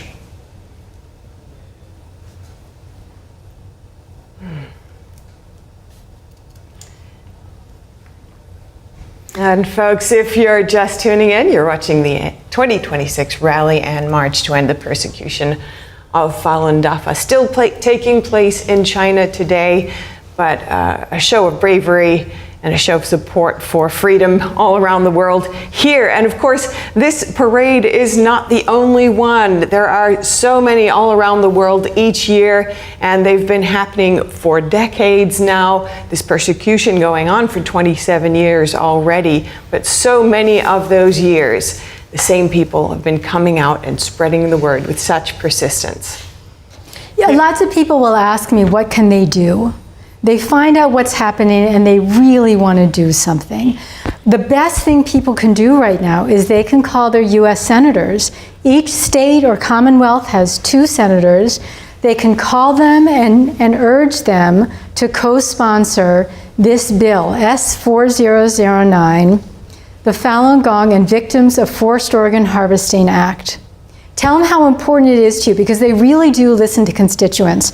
We had a lot of meetings last week, Senate offices. We have more this week, but a lot of senators won't meet with you if you're not a constituent, so they really do listen to their constituents. And it really is a bipartisan effort, as I mentioned, both Senator Adam Schiff as well as Senator Ted Cruz. Yes, Senator Wyden, right, there's 3 on each side now, which is really amazing. Yes, and other efforts within the House had unanimous support when they passed recently. Yeah. So yes, it really is something that your lawmakers are listening for, and they want to hear what you think about it. Yeah. Oh, go ahead. Oh, I was just one more thing just about the bill. Just to mention, so it was introduced by Senator Cruz, a Republican, but also he did it with Senator Merkley, a Democrat from Oregon. Yeah, I mean, one of the tactics when the transnational repression kind of mandate from Xi Jinping happened in 2022. One of the things that they talk about, Chinese experts talk about, is this tactic that Xi Jinping calls taking grain from the enemy. And this is very kind of like Chinese warfare, but what it means is we're going to use your own systems against you. And so that's what you see in transnational repression, which is like, okay, well, you have freedom of the press, then we'll use that against you. You have freedom of speech, we'll spin up thousands of X accounts, which X took down, and we'll amplify all this disinformation about Falun Gong and Xinyan. Oh, you have a free legal system, we'll file frivolous lawsuits against Falun Gong related entities, because then you have to fight those, and we get the bad press from it, whether it's true or not, we get this effect. And what this bipartisan bill shows is, yes, the American system of government may not be perfect, other than every other system of government that exists. So the reality is that, yes, we disagree, and that's part of the beauty of America, but on this, we all agree. And so they can stand up and they can say, this is a place where we could show the beauty of our system, the beauty of 250 years, where you can actually get the bipartisan support and pass this and say, we may disagree about things, but our system of government is far, far, far superior to the Chinese government's view of the world. And there's so much more that people can learn as well. Apart from, they're learning a lot today, but there's so much out there. And I know your organization both of your organizations put out a lot of information that people can read up on. There's also many publications coming out. Even this year, Janja Kellick published a book on forced organ harvesting, which is, I'm told, a lot easier to read for an everyday person who maybe doesn't have their head in it. And tell us more about that book. What do you think might be the benefit for people in reading something like "Killed to Order" is the name of the book? I think it really gives you a sense of the dangers of the Communist Party, that forced organ harvesting is simply a symptom, you suggested this earlier, Ben, of a horrible ideology. Right? And the Communist Party is not only hurting the Chinese people, they are hurting people around the world, and their infiltration is so insidious, so you might even not really notice it. You might not even understand how bad these people are. We let them into the World Trade Organization so many years ago, thinking that it was just simply because they weren't a democracy yet. Once they're a democracy, once they get some human rights going, everything's going to be okay. This is not communism. We just need more time, right? We just need more time. Yeah. Exactly. This is not what communism is. I think Jan makes this very clear in his book. This is really a very evil, dangerous system for every one of us, and every one of us should be on alert. Yeah, we got to pick a path, because that's exactly, and again, if they could do forced organ harvesting, what can't they do? Yeah. And if it stands up, I mean, everything embolden them more and more and more too. I mean, they have a secret. There was one of the prosecutions was a secret police station in New York City. Chinese Communist Party is setting up police stations in New York City to persecute citizens, to actually pay protesters to go out to rallies like this, and they're paid by the consulate to go and protest, to pass out things outside of Shenyang shows. I mean, if they're allowed to keep doing this, how could it get any better? It's just going to keep growing, and so we definitely need to take a stand with that.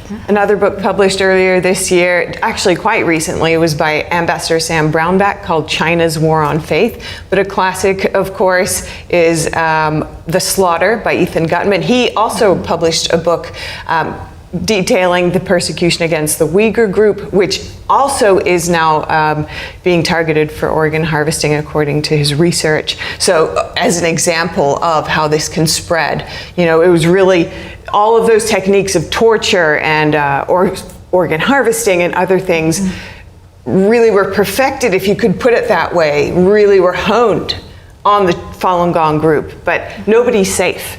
Right.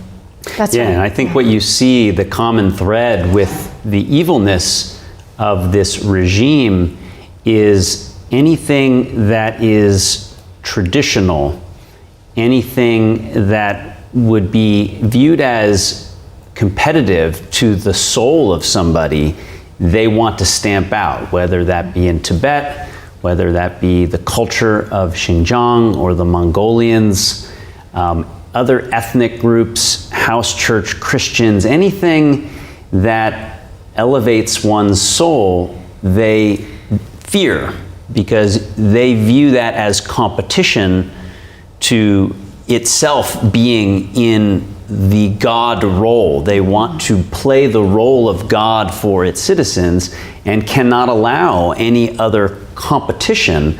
Whereas, again, going back to these contrasts where here we are in DC and we stand under the banner of In God We Trust, a system that recognizes that you can't have flourishing without freedom of belief and without the pursuit of happiness. Yes. Yeah, and just to put some numbers on, because you mentioned a couple of the other groups persecuted in China. You know, this was basically what happened almost every 10 years. You have Cultural Revolution, then you have Tibet, then you have Tiananmen, then you have Falun Gong. So these are almost political campaigns to solidify power. But as you look at those, most of those were regionalized. So Tibet is regionalized, Xinjiang is regionalized, Hong Kong, even the takeover of Hong Kong is regionalized, and Tiananmen Square is just one incident. When you looked at Falun Gong, where it differed is that it spread all across China. It was in every single city, and the scale is different. If you actually take, and these are all very important issues, it's not but the point is just to understand the scale. If you took Hong Kong,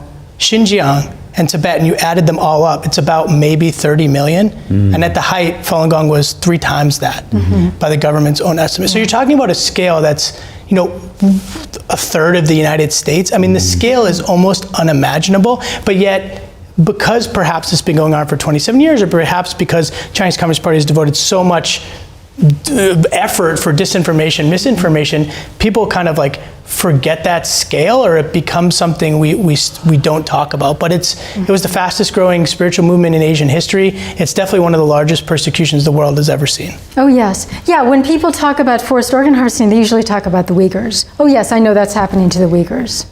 And I think this is all because of propaganda. Yeah, and it's important, and I think the Uyghur populations, I don't know what the last estimates were, maybe 1 to 2 million, and certainly it's important. Anyone being persecuted, we should raise awareness. Yes. We're talking about 100 million people, and by Freedom House's estimates, maybe 20 to 40 million now, who knows?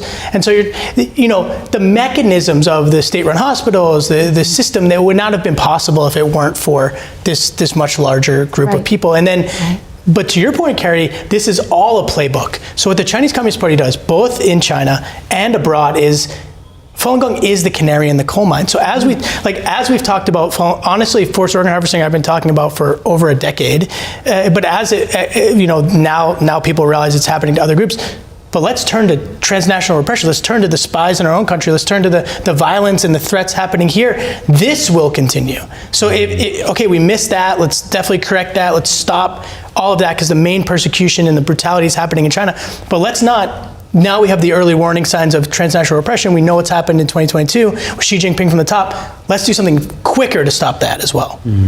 And as the parade continues on down Constitution Avenue in Washington, D.C., it's a beautiful day for it. It's a temperate day, not like last year where it was like 100 degrees and very humid. We're starting to come to the end of the parade. Dr. Russo, I'd love to get some of your concluding thoughts on the day.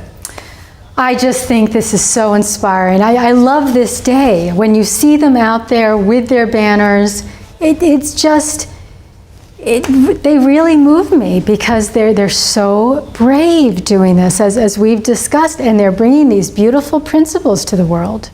And Ben, what's your thoughts finishing up here? Well, I think, as we've talked about, Chinese Communist Party has convinced the Chinese people they have no hope other than them. And so people feel a bit hopeless. And I think, hey, what am I supposed to do? They crushed everyone during this campaign and that campaign. Nobody lasts a day. And what Falun Gong is showing here today and through the last 27 years is that is the hope for China.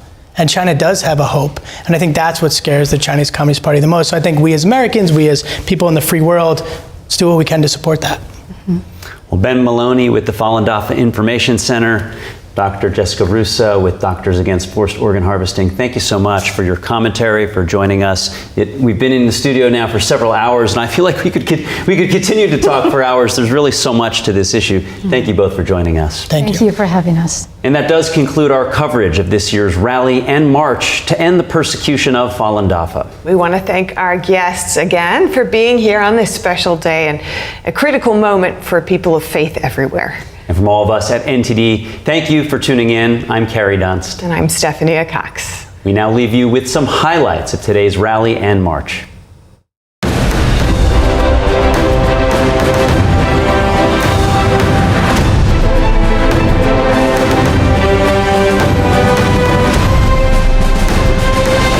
Well, I just want to say thank you guys for having me. As you guys see, I don't have a paper in front of me because I'm just going to speak from my heart. Because, Falun Dafa issue has been dear to my heart for a very long time. Around 3 years ago, I met with this little girl, right? And she was like pretty much like a 3 feet tall, very young girl. She told me that she's like, hey, can you please help my family? And I was confused. I'm like, what are you talking about? And that was the first time that I heard about the cause of Falun Dafa, Falun Gong issue. And from that day, the whole cause became dear to my heart. And I was playing basketball in NBA actually, right? And obviously, as everybody knows, that NBA has deep ties with the Chinese Communist Party. So I started to speak up about some of the problems that are happening in China. And unfortunately, because of the relationship between NBA and the Chinese Communist Party, NBA was pressuring me to stop talking about it. But I was like, you know what? This issue is bigger than myself, bigger than basketball, and bigger than NBA. Because while we are comfortably playing basketball in this country, on the other side of the world, people are losing their loved ones, losing their lives, and losing their homes. So, obviously, we are in Washington, D.C., right? And we have lots of lawmakers in the city. I think my one message to all the lawmakers out there, we are tired of hearing condemnation. We don't want to hear condemnation anymore. We want you to take concrete action against Chinese Communist Party. Because while you are condemning all the atrocities happening over there, thousands of innocent people, maybe millions of innocent people are losing their loved ones. So we got to do whatever we can to push our lawmakers to take concrete action against those evil regimes like the CCP. So this is my first message. And my second message is, please look around you, right? We have people from all different kind of ages, coming here for standing for what's right, standing for the truth, and standing for what they believe in. And this is the message that you guys are passing along to young generation out there.